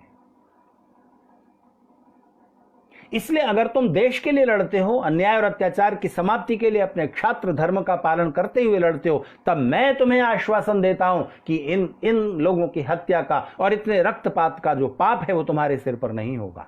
मैं जिम्मेदारी लेता हूं। सर्वधर्मान परित्यज्य मामेकं शरणं व्रज अहम त्वाम सर्व पापेभ्यो मोक्षयिष्यामि मा शुचः। पाप की जिम्मेदारी मैं लेता हूं, ये पाप नहीं होगा। इसका मतलब ये नहीं कि भगवान श्री कृष्ण ये कह रहे हैं कुछ भी करो, सब धर्म की चिंता छोड़कर तुम मेरी शरण में आ जाओ, मैं तुम्हें पापों से मुक्ति दिलाऊंगा और पापों से मुक्ति मिल जाती है, ये अभिप्राय नहीं है इस श्लोक का। धर्म गुरुओं ने गीता के श्लोकों की भी व्याख्या में अनर्थ किया है। इसका अर्थ, इसका अभिप्राय सिर्फ इतना है कि तुम इस समय इस चिंता में मत पड़ो कि क्या धर्म है, क्या अधर्म है, क्या पाप है, क्या पुण्य है। मैं तुम्हें विश्वास दिलाता हूं, अगर तुम निस्वार्थ भाव से, निष्काम भाव से लड़ोगे, अपने स्वार्थ को एक तरफ रख करके केवल अन्याय और अत्याचार की समाप्ति तुम्हारा ध्येय होना चाहिए, अगर तुम सच्चे क्षत्रिय हो तो। और उनका ये उपदेश और भी योद्धा सुनते और सबके मन में एक भाव जाग जाता है और अन्याय और अत्याचार की लड़ाई के लिए इस मूलभूत बात को केंद्र में रखकर युद्ध होता है, इसलिए वो धर्म युद्ध है।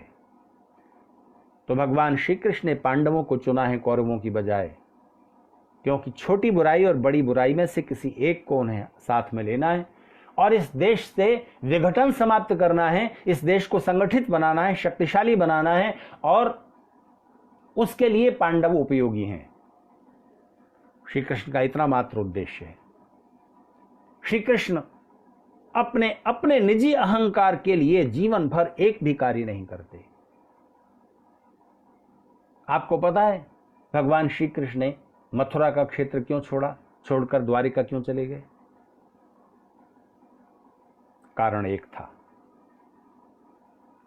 जब उन्हें पता चला कि जरासंध से उनका युद्ध चलता था, लेकिन युद्ध होता था और जरासंध अपने सैनिकों के पीछे छिप जाता था, सैनिकों की हत्या हो जाती थी। सैनिक दोनों ही ब्रज क्षेत्र के हैं, दोनों ही भारतवासी हैं, आपस में युद्ध होता है। उद्देश्य तो जरासंध की समाप्ति है, कंस को तो पहले खत्म कर चुके थे, लेकिन जरासंध नहीं पराजित होता था। कभी जरासंध जीत जाता था और सैनिकों के पीछे छिपकर बच जाता था, लड़ाई को रोक देना पड़ता था। तो श्री कृष्ण को जब ये पता चला कि जरासंध ने एक विदेशी सत्ता, एक विदेशी शासक काल यवन से ये संधि कर ली है कि मैं अकेला श्री कृष्ण और उसकी सेना को पराजित नहीं कर पा रहा हूं, इसलिए तुम अपनी सेनाओं को साथ लेकर के आओ और मेरे साथ मिलकर श्री कृष्ण से लड़ो, तो मुझे क्या मिलेगा? काल यवन पूछता है। तो जरासंध का प्रस्ताव है कि संधि ये होगी कि मैं और तुम मिलकर लड़ेंगे श्री कृष्ण से और उसे हरा देंगे, तो श्री कृष्ण के हिस्से में जो भारत का भूखंड है, जिस पर श्री कृष्ण का साम्राज्य है, वो हिस्सा तुम्हारा। तो काल यवन कहता है कि अगर हम दोनों मिलकर भी श्री कृष्ण को पराजित न कर सके तो मुझे क्या मिलेगा?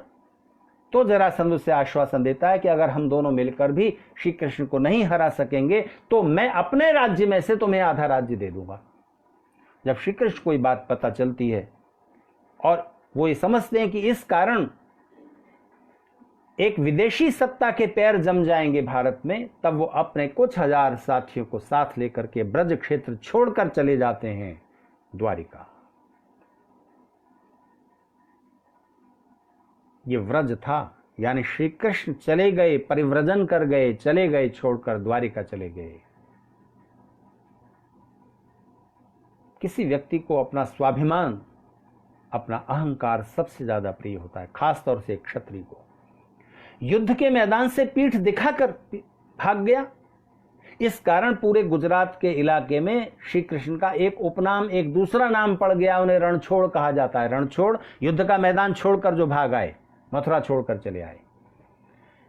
लेकिन सबसे कठिन होता है अपने अहंकार को छोड़ देना। अपने मेरे यश पर कलंक लगेगा, लग जाने दो, कोई बात नहीं, लेकिन देश पहले है, मेरा अहंकार, मेरी यश, मेरी कीर्ति बाद में। लोग कहते रहे रण छोड़, कोई बात नहीं। श्री कृष्ण जानते थे एक क्षत्रिय के नाते वीरता का काम नहीं है, लड़ो और मर जाओ, लेकिन विदेशी शासक आकर पैर जमा लेगा, ये उन्हें स्वीकार नहीं था। और वो चले गए छोड़कर मथुरा का क्षेत्र, द्वारिका में रहे, वहां जाकर साम्राज्य स्थापित किया। 18 वर्ष प्रतीक्षा की, 18 वर्ष। और उसके बाद भीम को, अर्जुन को साथ में लेकर के वो जरासंध के किले की दीवार तोड़कर अंदर प्रविष्ट किए, द्वंद्व युद्ध के लिए जरासंध को ललकारा है और वहां पर उसका वध किया है। क्योंकि सैनिकों के पीछे छिप जाता था, निरपराध सैनिकों की मृत्यु होती थी, उसका कुछ नहीं बिगड़ता था, तो उन्होंने इस नीति से काम लिया। तो ध्यान दीजिए, श्री कृष्ण का चरित्र एकदम निर्मल है और हम उन पर विकृतियां थोप देते हैं, तरह तरह से उनके चरित्र को दूषित करके, और फिर चाहे कहे ना कहे, लेकिन श्रेष्ठ का आचरण एक मिसाल तो बनता ही है। और हमारी सब कॉन्शियस में वो काम गलत नहीं रह जाता जो हमारे बड़े लोग करके चले गए, हम उसको फिर उदाहरण बना लेंगे। आज नहीं तो कल आने वाली पीढ़ियां उसको उदाहरण बना लेगी। बंबई हाई कोर्ट के उस जज ने इसको उदाहरण बनाया, कोई हिंदू समाज में से कोई धर्मगुरु इसका विरोध करने के लिए आगे नहीं आया। आर्य समाज ने विरोध किया, लेकिन हम विरोध पूरा हमारा सफल नहीं होता है क्योंकि हिंदू धर्मगुरु हमारा साथ नहीं देते। कितने विद्वान, तथाकथित विद्वान, थोड़ा सा संस्कृत पढ़कर वेदों के बारे में बकवास करते रहते हैं कि वेदों में गौमांस खाना लिखा है, वेदों में व्यभिचार लिखा है, वेदों में ये लिखा है, वेदों में इतिहास है, वेदों में उल्टा सीधा वर्णन है। और जब हिंदू समाज को उससे तिलमिलाहट होती है, कोर्ट में मुकदमा करते हैं, तो वहां पर वो लोग सायणाचार्य का, महीधर का भाष्य उठाकर सामने रख देते हैं। और हिंदू धर्मगुरु ये कहने के लिए आज की तारीख में भी तैयार नहीं होते कि ये भाष्य गलत है, ये अर्थ नहीं है, ये अनर्थ है, वेद मंत्र का ये अर्थ नहीं है। इतने गंदे भाष्य किए हैं वेद मंत्रों के, इतने गंदे भाष्य किए हैं कि स्त्री अगर कोई पढ़े तो उसका सिर झुक जाएगा शर्म से, महिलाएं भी सुन रही होंगी, मैं वो भाष्य कह नहीं सकता। ऐसे गंदे अनर्गल वर्णन वेद भाष्य करते हुए महीधर, सायणाचार्य आदि ने किए, पर उनके मुख से ये नहीं निकलता कि ये भाष्य ठीक नहीं है। वेद के मंत्रों का अर्थ इस तरह नहीं होता। अश्वमेध का मतलब घोड़ा मारकर अग्नि में डाल दो, गोमेध का यज्ञ गौ मारकर, गाय मारकर अग्नि में आहुति दे दो, ये नहीं है। वहां वेद में गौ का अर्थ गाय है ही नहीं, वहां पृथ्वी अर्थ है। गोमेध यज्ञ का मतलब होता है राजा यज्ञ करेगा, गौ यानी पृथ्वी, कृषि योग्य भूमि का विकास, बंजर भूमि को ठीक से उपजाऊ बनाना, जमीन के अंदर छिपी हुई खनिज संपदाओं को निकालना, ये गोमेध यज्ञ पढ़कर तो देखो। अश्वमेध यज्ञ किया था श्री राम ने, घोड़े के पीछे पीछे जा रहे हैं, लव कुश ने पकड़ लिया, मूर्खता की बात है। अश्वमेध का मतलब घोड़ा से कोई संबंध है ही नहीं। अश्व का अर्थ उठाकर देखो ब्राह्मण ग्रंथ, शतपथ ब्राह्मण में लिखा हुआ, ब्राह्मण यानी ब्रह्म यानी वेद, वेद की व्याख्या करने वाले ग्रंथ ब्राह्मण कहलाते हैं। 4 ब्राह्मण ग्रंथ हैं, एक शतपथ है। शतपथ में साफ लिखा हुआ है अश्व वै राष्ट्रम। अश्व क्या है? राष्ट्र का नाम अश्व है, इसलिए राजा ही अश्वमेध यज्ञ करता है, मैं या आप नहीं करेंगे। राष्ट्र की रक्षा के लिए जो भी उपाय किए जाने चाहिए वो सब अश्वमेध के अंतर्गत आते हैं। राफेल खरीदे, अश्वमेध यज्ञ है। राष्ट्र की रक्षा के लिए जो भी उपाय करने हैं वो अश्वमेध यज्ञ कहलाएगा। राजा करेगा, शासक करेगा। तो इन सारे शब्दों को यौगिक भाषा के आधार पर समझना पड़ता है। अश्वमेध यज्ञ गोमेध यज्ञ का ये मतलब नहीं है, लेकिन वैसा ही अर्थ किया जाता है। गाय मार के खाई जाती थी, गाय का यज्ञ में हवन होता था, ऐसा अर्थ करते हुए जब उन भाष्यकारों का प्रमाण लेकर के कोर्ट में उपस्थित होते हैं, हिंदू हार जाते हैं। सब जगह हारेगा हिंदू अगर वो अपने महापुरुषों के दिव्य संदेशों को ग्रहण करने की बजाय उनका सिर्फ जय घोष करता रहेगा।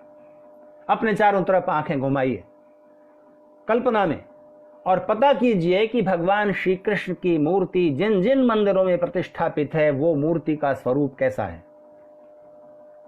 बांसुरी बजाते हुए श्री कृष्ण की आप पूजा करते हो, लेकिन आप पता लगाओ इतिहास पढ़ करके, महाभारत पढ़ करके कि भगवान श्री कृष्ण को बांसुरी बजाने का अवसर कब मिला। अरे चैन की बांसुरी तो वो बजाता है, बांसुरी और दूसरी कलाएं तब जन्म लेती हैं जब राष्ट्र सुरक्षित हो, जो अपनी किशोर आयु से ही शत्रुओं से घिरा हुआ है, जो देश के अन्याय अत्याचार की समाप्ति के लिए एक एक क्षण अपनी योजनाएं बना रहा है, टीम इकट्ठी कर रहा है, जन जागरण कर रहा है, सो भी रहा है तो उसके सपनों में भी राष्ट्र की रक्षा उपस्थित होती है। ऐसा व्यक्ति बांसुरी कब बजा रहा होगा। जेल में जन्म हुआ, थोड़ा पढ़ने योग्य हुए तो संदीपन ऋषि के आश्रम में चले गए, वहां से निकले तो कंस और जरासंध से युद्ध में लग गए, पूरा जीवन संघर्षों में बीता है, राष्ट्र की रक्षा के लिए बीता है।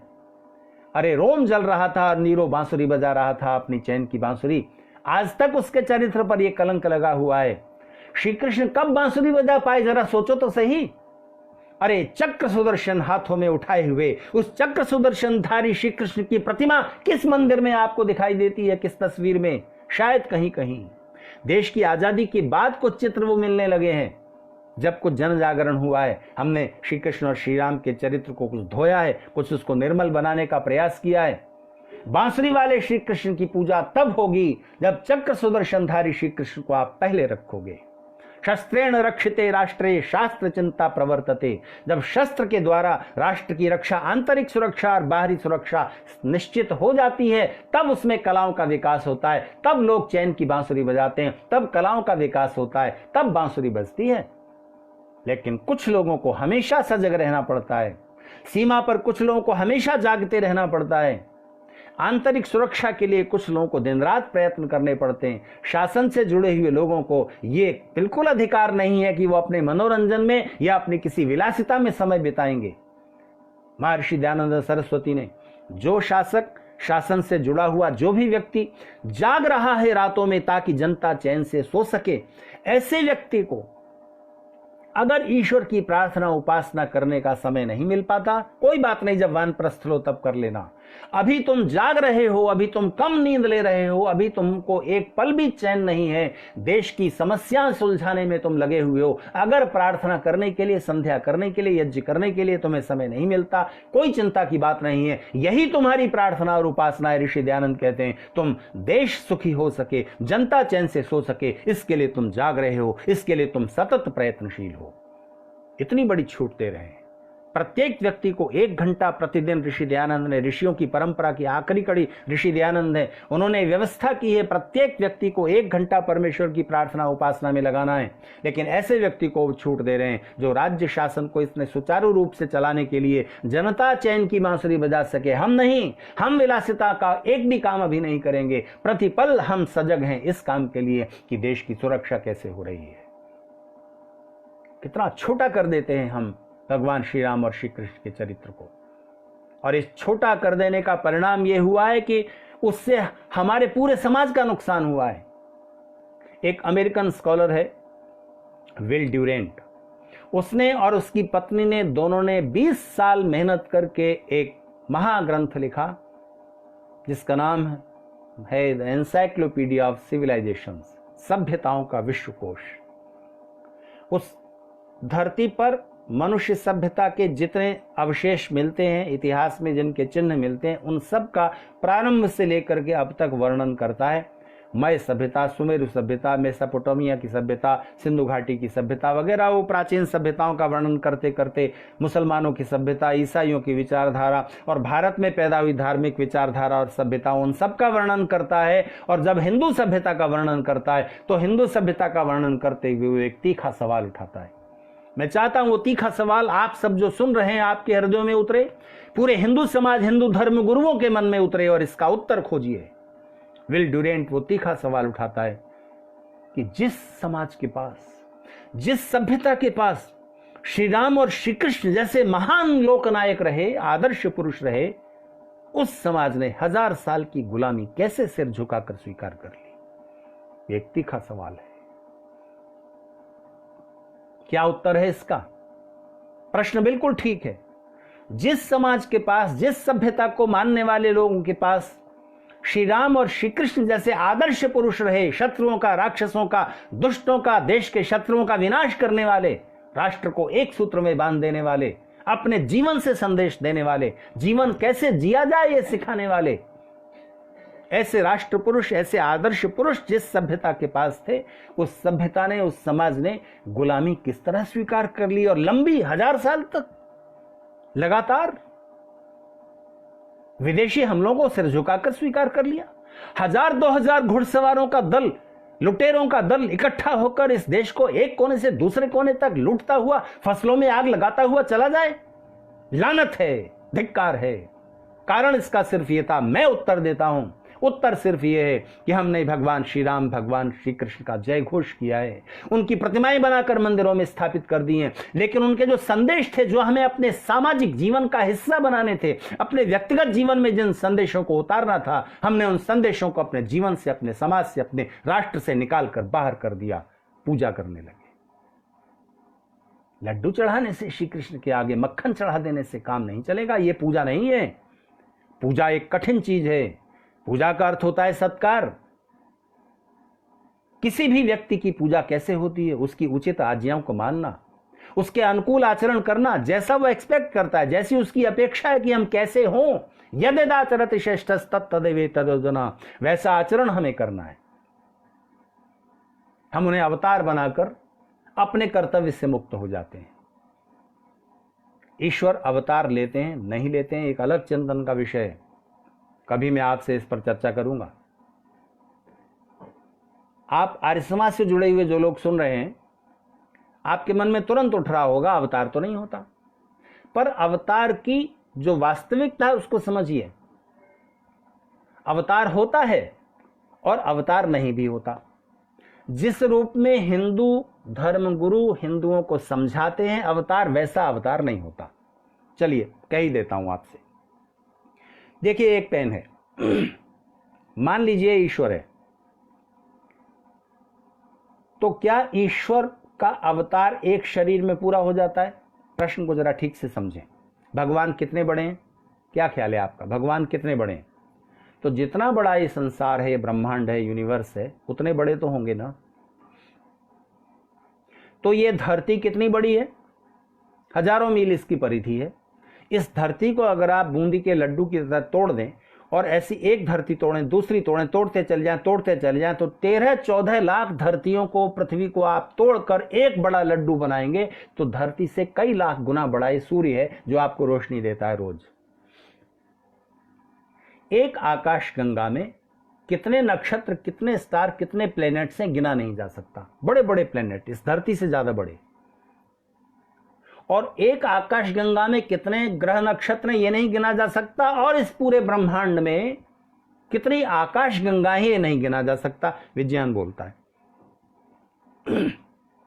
तो जो एक परमेश्वर इस पूरे ब्रह्मांड की व्यवस्था संभाले हुए पृथ्वी निश्चित गति से घूम रही है और 23 डिग्री के कोण पर झुकी हुई, वैसा ही झुके रहना जरूरी है। अगर पृथ्वी को, उस झुकाव को, 23 अंश के कोण को, झुकाव को हटाकर इस पृथ्वी को सीधा कर दिया जाए, धरती पर जीवन समाप्त हो जाएगा। 23 से 22 नहीं होना चाहिए, 24 नहीं होना चाहिए। उतने ही कोण पर झुककर पृथ्वी को अपने अक्ष पर घूमना है और सूर्य के चारों ओर भी, और पूरे सौरमंडल को घूमना है, पूरी आकाश गंगा को गति करनी है। और एक एटम के अंदर इलेक्ट्रॉन, प्रोटॉन, न्यूट्रॉन मूव कर रहे हैं। एक एटम से लेकर बड़े बड़े ग्रह नक्षत्रों की गति को संभालने वाला जो परमेश्वर है, वो कितना बड़ा होना चाहिए? इस ब्रह्मांड जितना बड़ा तो होना चाहिए। तो ब्रह्मांड अनंत है तो परमेश्वर भी अनंत है।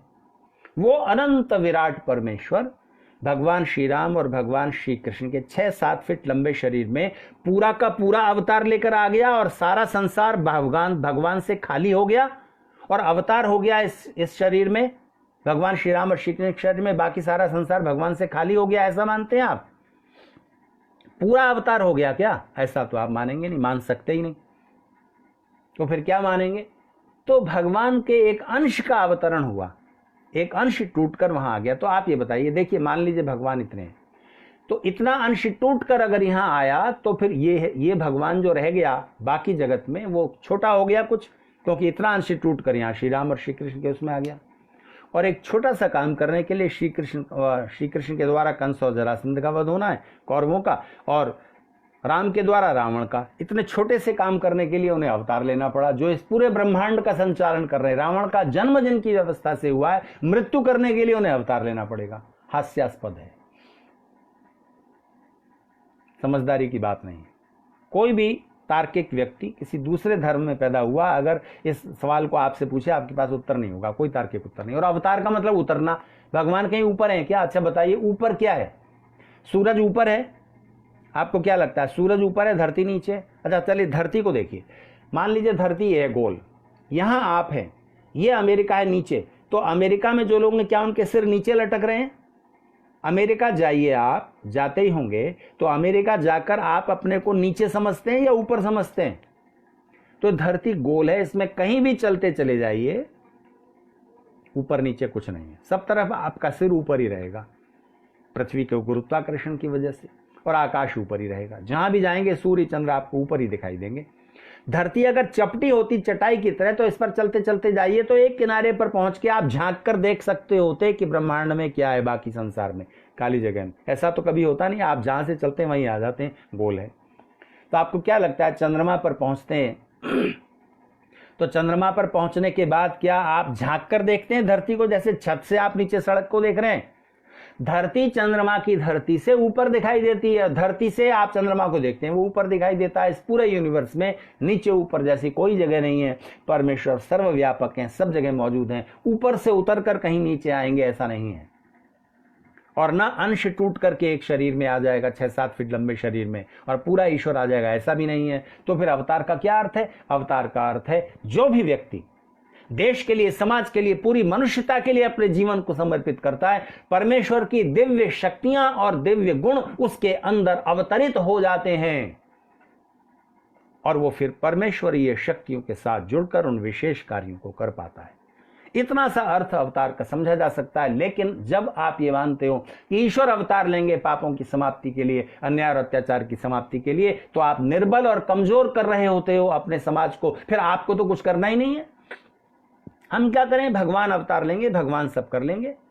सोमनाथ के मंदिर को जब महमूद गजनवी ने तोड़ा था, तब पुजारियों ने यही कहा था, शिव आएंगे और वो रक्षा करेंगे। आए? खुद ही तो कूद गए, कुएं में पड़े हुए हैं अभी भी काशी विश्वनाथ में। कैसी बातें करते हो? हिंदू समाज को निर्बल बनाने की बातें। आपको समझना होगा अवतार का सही अर्थ। और जब आप छोड़ देते हो ईश्वर के अवतार पर, तो आपका कर्तव्य धूमिल हो जाता है। ईश्वर अवतार लेंगे और हो जाएगा। ध्यान रखना, ईश्वर ने आज तक उस कौम की हालत नहीं बदली, न हो जिसको ख्याल खुद अपनी हालत को बदलने का। आप अपने आप कुछ नहीं करेंगे फिर, और अवतार की प्रतीक्षा करेंगे।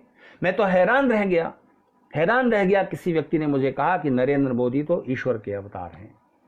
बस यहीं से एक कथा शुरू हो जाती है आपकी कमजोरी की। फिर सब कुछ नरेंद्र मोदी करेंगे, आप कुछ मत करना, आप वोट देने में मत जाना, आप देश और राष्ट्र की रक्षा के लिए आप चाइना का सामान खरीदना भी बंद मत करना। आपके हिस्से कोई कर्तव्य नहीं आता, सब कुछ एक अवतार करेगा, या जिसको शक्ति मिल गई है पद पर बैठा हुआ व्यक्ति वही करेगा। नहीं, ऐसा नहीं होता है।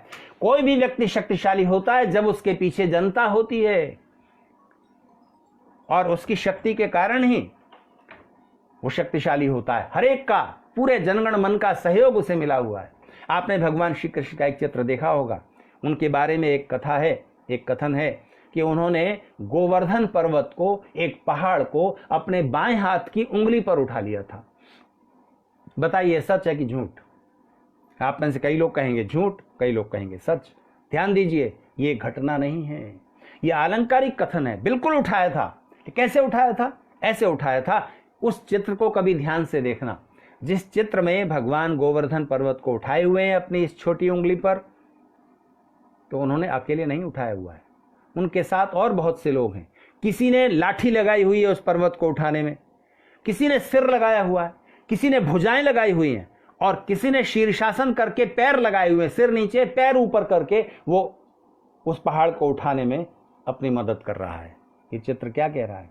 ये चित्र कह रहा है समाज में 4 तरह के लोग होते हैं। एक बुद्धिमान लोग, विद्वान लोग, वैज्ञानिक, डॉक्टर, इंजीनियर, कलाकार, जो अपनी वाणी से जन जागरण करते हैं, जनता में सत्य और असत्य का बोध जगाते हैं, ज्ञान विज्ञान का विस्तार करते हैं, कलाओं का विकास करते हैं, ऐसे लोग बुद्धिजीवी। दूसरे लोग जो क्षत्रिय हैं, जो लड़ेंगे, देश के लिए जान देने को तैयार होंगे, राज्य व्यवस्था संभालेंगे, क्षत्रिय लोग। तीसरे वो जो संपत्ति उत्पन्न कर रहे हैं, वेल्थ क्रिएटर्स, उनमें किसान हैं, श्रमिक और व्यापारी हैं, उद्योग चलाने वाले लोग हैं, जो कपास उपजा रहा है, कपास से कपड़ा बना रहा है, कपड़े एक जगह बने हुए कपड़े को सब जगह पहुंचा रहा है। ये सब उद्योगों की वजह से सबका सुख बढ़ता है, समृद्धि जन्म लेती है। और वो श्रमिक लोग जो पढ़ने लिखने का अवसर पाके भी ज्यादा विद्या प्राप्त नहीं कर सके, वो अपना पसीना बहाएंगे राष्ट्र की समृद्धि को उपजाने और विकसित करने में। न्यायपूर्ण व्यवस्था चलेगी, जन्म से नहीं होगी। भगवान श्री कृष्ण से पूछ लीजिए, चातुर्वर्ण्यम मया सृष्टम गुण कर्म विभागशः। जन्म का नहीं है कोई भी अधिकार, कर्म से मिलता है, कर्तव्य पूरा करने से मिलता है। तो एक राष्ट्र पुरुष देश जागरण के लिए, देश की रक्षा के लिए, अन्याय और अत्याचार की समाप्ति के लिए प्रयत्नशील है, तो विद्वानों ने कहा कि कृष्ण हम तुम्हारे साथ हैं, हम करेंगे जन जागरण, गांव गांव जाएंगे और अन्याय और अत्याचार के विरुद्ध जनता में जागृति पैदा करेंगे। वैश्यों ने कहा हमने जो कुछ कमाया है, सेना आप बनाइए, हमारा धन आपके लिए है। उन्होंने लाठी लगाई है, जिन्होंने भुजाएं लगाई हैं वो लड़ने के लिए तैयार, वो सैनिक हैं कि हम आपके लिए प्राण देने को तैयार हैं, भगवान श्री कृष्ण के साथ जुड़ करके। और जिन्होंने पैर लगाए हुए हैं वो क्या, हम कुछ नहीं कर सकते, हम मक्खन निकाल सकते हैं, हम बेच सकते हैं, हम यहां जा सकते हैं, वहां जा सकते हैं, जो भी हमारे पसीने का एक एक पसीने की बूंद, हमारे परिश्रम का एक एक कण आपके लिए है। जब किसी राष्ट्र में 4 ही तरह के लोग होंगे, 5वीं तरह के नहीं होंगे, 4 तरह के लोगों में सब टाइप के लोग आ जाते हैं। जब ये चारों तरह के लोग किसी राष्ट्र नायक के साथ जुड़ जाते हैं, चलो हम तुम्हारे साथ हैं, तब उस राष्ट्र नायक के लिए राष्ट्र को अखंड करने का, राष्ट्र को एक करने का, संगठित करने का, सुरक्षित करने का, अन्यायी और अत्याचारी लोगों की समाप्ति का पहाड़ उठाने जैसा महान काम, ये एक इडियम है, मुहावरा है। तो कौन सा तूने पहाड़ उठा दिया, ऐसा आप आज भी बोलते हैं। तो पहाड़ उठाया पकड़ करके, जमीन से उखाड़ कर ऐसे कर दिया, ये अर्थ नहीं है इसका, अलंकारिक कथन है। राष्ट्र की जागृति का, राष्ट्र की रक्षा का, राष्ट्र के एकीकरण का, अन्याय और अत्याचार की समाप्ति का पहाड़ उठाने जैसा काम फिर कोई राष्ट्र नायक इतनी सरलता से कर देता है, जब सब तरह के लोग उसके साथ जुड़ जाते हैं। जैसे कि बाएं हाथ की छोटी उंगली पर उठा लिया हो, फिर इतना सरल हो जाता है, फिर वो लीला हो जाता है। इसलिए भगवान श्री कृष्ण लीला पुरुषोत्तम है, सबको अपने साथ ले लेने वाले। भगवान श्री राम मर्यादा पुरुषोत्तम है, अपनी मर्यादा का उन्होंने एक भी उल्लंघन नहीं किया, जीवन की मर्यादा सिखाई, इसलिए वो मर्यादा पुरुषोत्तम है। किस तरह जीवन जिया जाना चाहिए, क्योंकि रावण अमर्यादित जीवन को प्रोत्साहन दे रहा था, उसका विनाश उन्होंने किया, इसलिए वो मर्यादा पुरुषोत्तम है। काम को कैसे सरल कर लिया जाए, कैसे लीला बना लिया जाए, खेल बना दिया जाए, कठिन काम भी आनंद बन जाए, रस बन जाए, इसका उपदेश देने वाले भगवान श्री कृष्ण है, लीला पुरुषोत्तम।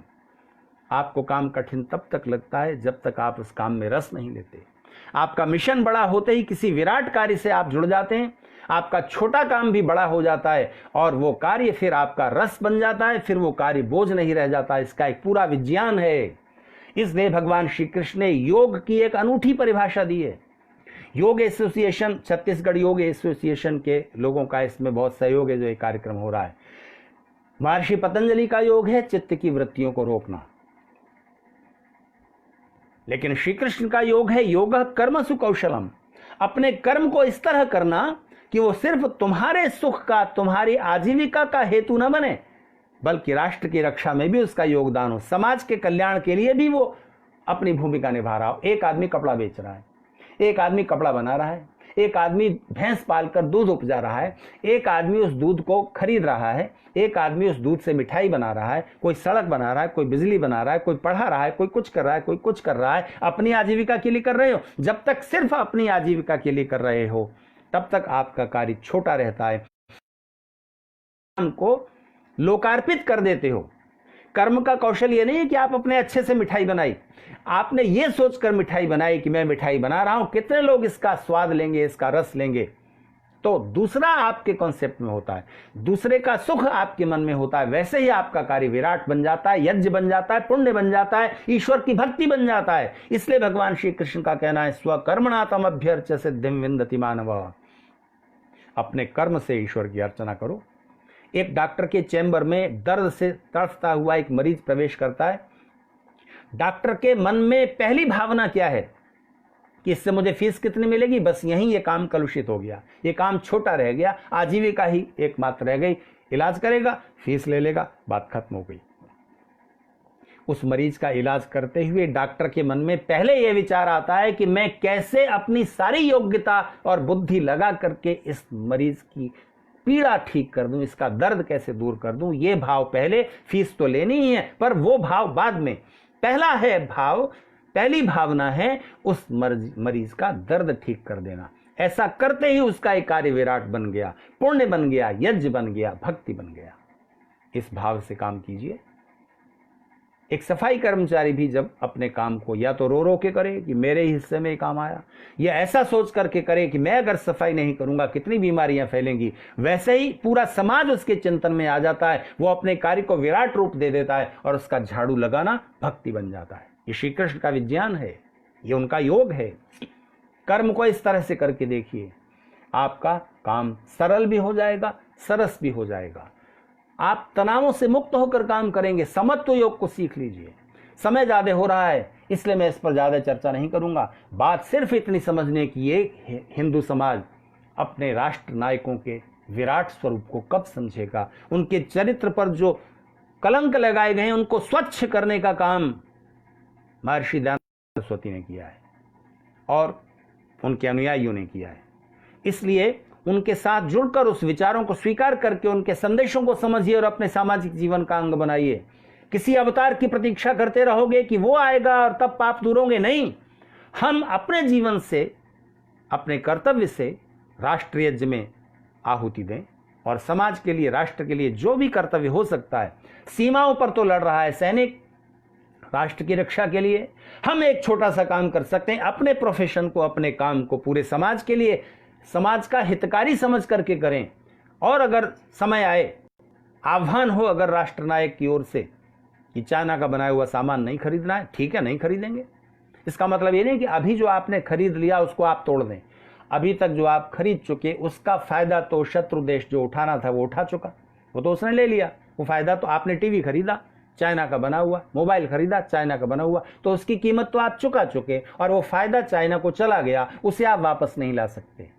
इसलिए अब अपने टीवी को सड़क पर ले जाकर तोड़ने की जरूरत नहीं है। आगे से हम नया सावधान रहेंगे जिससे शत्रुओं को लाभ ना पहुंचे, ऐसा काम करेंगे।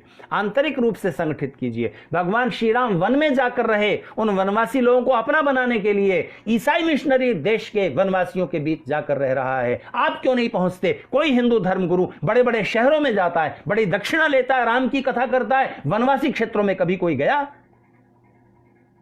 जिस दिन जाना शुरू किया वनवासी कल्याण परिषद या ऐसे ही जिन संगठनों ने वनों की ओर ध्यान दिया, वो वहां पहुंचे, उनके बीच रहे, तब ब्रेक लगा, चुनौती का सामना किया। इस तरह से समाज की और राष्ट्र की रक्षा होती है। बताइए, समाज बड़ा है कि राष्ट्र? समाज के लिए राष्ट्र है। ये भूमि, ये जमीन, ये पेड़ पौधे, उपजाऊ जमीन, जमीन के अंदर छिपी संपदा किसके लिए? उसमें रहने वाले मनुष्यों के लिए। कोई राष्ट्र तब शक्तिशाली होता है जब अपने देश की रक्षा के लिए और अपने समाज की उन्नति के लिए वो अपना कर्तव्य करने के लिए और कुछ त्याग करने की जरूरत पड़े तो उसके लिए तैयार होते हैं, तब राष्ट्र शक्तिशाली होता है। इसलिए अकेले किसी अवतार पर, किसी राष्ट्र नायक पर सारी जिम्मेदारी छोड़कर संतुष्ट न हो जाइए। हमारा जो कर्तव्य है, अपना छोटा छोटा दायित्व हम निभाएं और वो मिली हुई शक्ति समाज को, राष्ट्र को शक्तिशाली बनाती है। बाल कवि वैरागी की कविता है, आज मैंने रुष्ट होकर सूर्य से कुछ यूं कहा, आज मैंने क्रुद्ध होकर सूर्य से कुछ यूं कहा, आपके साम्राज्य में इतना अंधेरा क्यों रहा। तमाकर वो दहाड़ा, मैं अकेला क्या करूं, तुम निकम्मों के लिए मैं भला कब तक जलूं। आकाश की आराधना के चक्करों में मत पड़ो, कुछ मैं लड़ूं कुछ तुम लड़ो, कुछ मैं लड़ूं कुछ तुम लड़ो। तो अकेला एक प्रधानमंत्री, अकेला एक राष्ट्रनायक कितने कितने कार्य करेगा। आप सबकी मिली हुई शक्ति उसको शक्तिशाली बनाती है और उसको नियंत्रण में भी रखती है। जब अपेक्षाएं होती हैं राष्ट्र की, तब वो अपेक्षाओं को पूरा करने के लिए, अपेक्षाओं पर खरा उतरने के लिए प्राणपण से चेष्टा करता है। और कीर्ति का भी डर होता है। जिन लोगों ने मुझ पर इतना विश्वास किया, इस ऊंचे पद पर बिठाया है, मैं उनके मन में जगह बनाए हुए हूं। मैं कोई ऐसा काम न करूं कि मेरी कीर्ति पर धब्बा लगे। तो भगवान श्री कृष्ण और भगवान श्री राम के चरित्र पर धब्बा न लगाएं। उनसे, उनके संदेशों से अपने जीवन के लिए और अपने परिवार के लिए और अपने राष्ट्र के लिए संदेश ग्रहण करें। कर्म इस तरह करना कि वो यज्ञ बन जाए। यज्ञ अग्नि में आहुति देने का ही नाम नहीं है, वो भी यज्ञ है। लेकिन भगवान श्री कृष्ण से पूछिए, अन्न उत्पन्न होता है प्राणियों का जीवन चलता है अन्न से। अन्नाद भवन्ति भूतानि, पर्जन्याद अन्न संभव। वातावरण अच्छा होगा, बादल वगैरह सारा पर्यावरण ठीक रहेगा तो उससे अन्न उत्पन्न होगा, और पर्जन्य होगा यज्ञ से। यज्ञ मतलब संगतिकरण। सब चीजें ठीक रहेंगी, सब लोग अपना अपना कर्तव्य ठीक से निभाएंगे, यज्ञ समझकर करेंगे, तब समाज का वातावरण, प्रकृति का वातावरण ठीक रहेगा।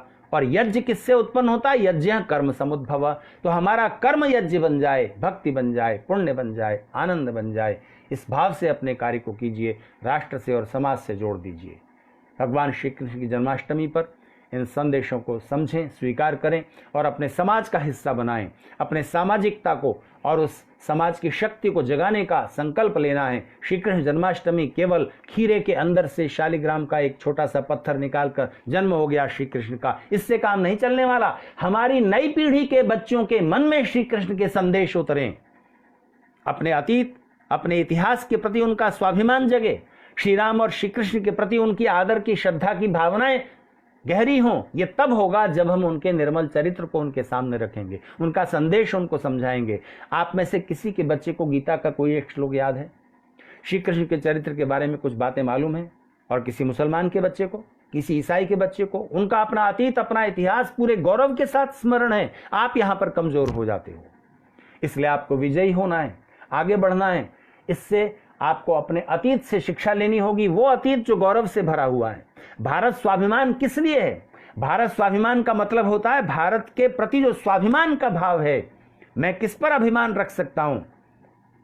हमारे अतीत में जो ऋषि हुए, महर्षि हुए, जिन्होंने वेदों की रचना की, जिन्होंने ज्ञान विज्ञान के आविष्कार किए, जिन्होंने दार्शनिक चिंतन को जन्म दिया, जिसका कोई मुकाबला आज भी पृथ्वी पर नहीं है, वो महापुरुष भगवान श्री राम और श्री कृष्ण जैसे महान नायक, ये इनके प्रति, इनको जो अपना समझता है और इनके प्रति अभिमान रखता है, उसका ही भारत के प्रति स्वाभिमान हो सकता है। जिसका स्वाभिमान भारत से बाहर पैदा हुए महापुरुषों के साथ जुड़ गया, उसका भारत के प्रति स्वाभिमान नहीं हो सकता। इस अंतर को समझने की भी जरूरत है। आपके ही बच्चे अगर अपने अतीत के गौरव से परिचित नहीं होंगे, अपनी संस्कृति की जानकारी उनको आप नहीं कराएंगे, तो उनका स्वाभिमान मर जाएगा। और जिस देश की जनता का अपने देश के प्रति स्वाभिमान समाप्त हो गया, सेना उसकी रक्षा नहीं कर सकती, राफेल उसकी रक्षा नहीं कर पाएंगे। सुरक्षा तो, शक्ति तो अंदर से जन्म लेती है। इन्हीं शब्दों के साथ मैं अपनी बात समाप्त करता हूं। आज आपने मेरे इन विचारों को सुना। जन्माष्टमी परसों है, फिर से इन विचारों को मन में तरंगित कीजिएगा। अगर ये रिकॉर्ड हो रहा है तो इसे दूर दूर तक पहुंचाइएगा, अपने मित्रों को ये रिकॉर्डिंग पहुंचाइएगा। ये विचार दूर तक पहुंचने चाहिए, विचार मेरे नहीं हैं। मैंने तो उन चिंतकों की बातों को एक धारा में पिरोकर आपके सामने रख दिया, लेकिन श्री कृष्ण का जय घोष, श्री राम का जय घोष सच्चे मन से उठे, हमारे कर्म से उठे, आचरण की गहराइयों से उठे, तब आपकी विजय निश्चित होगी। ध्यान देना, विजय तब होती है यत्र योगेश्वर कृष्णो यत्र पार्थो धनुर्धर। जहां पर श्री कृष्ण यानी नीति कुशलता, और जहां पर शस्त्र उठाने की क्षमता यानी धनुर्धर पार्थ जुड़ जाते हैं, वहां विजय निश्चित हो जाती है। जहां धर्म केंद्र में होता है, जहां पूरे समाज का कल्याण केंद्र में होता है, वो कर्म विजय की ओर ले जाता है। इन्हीं शब्दों के साथ मैं अपनी बात समाप्त करता हूं।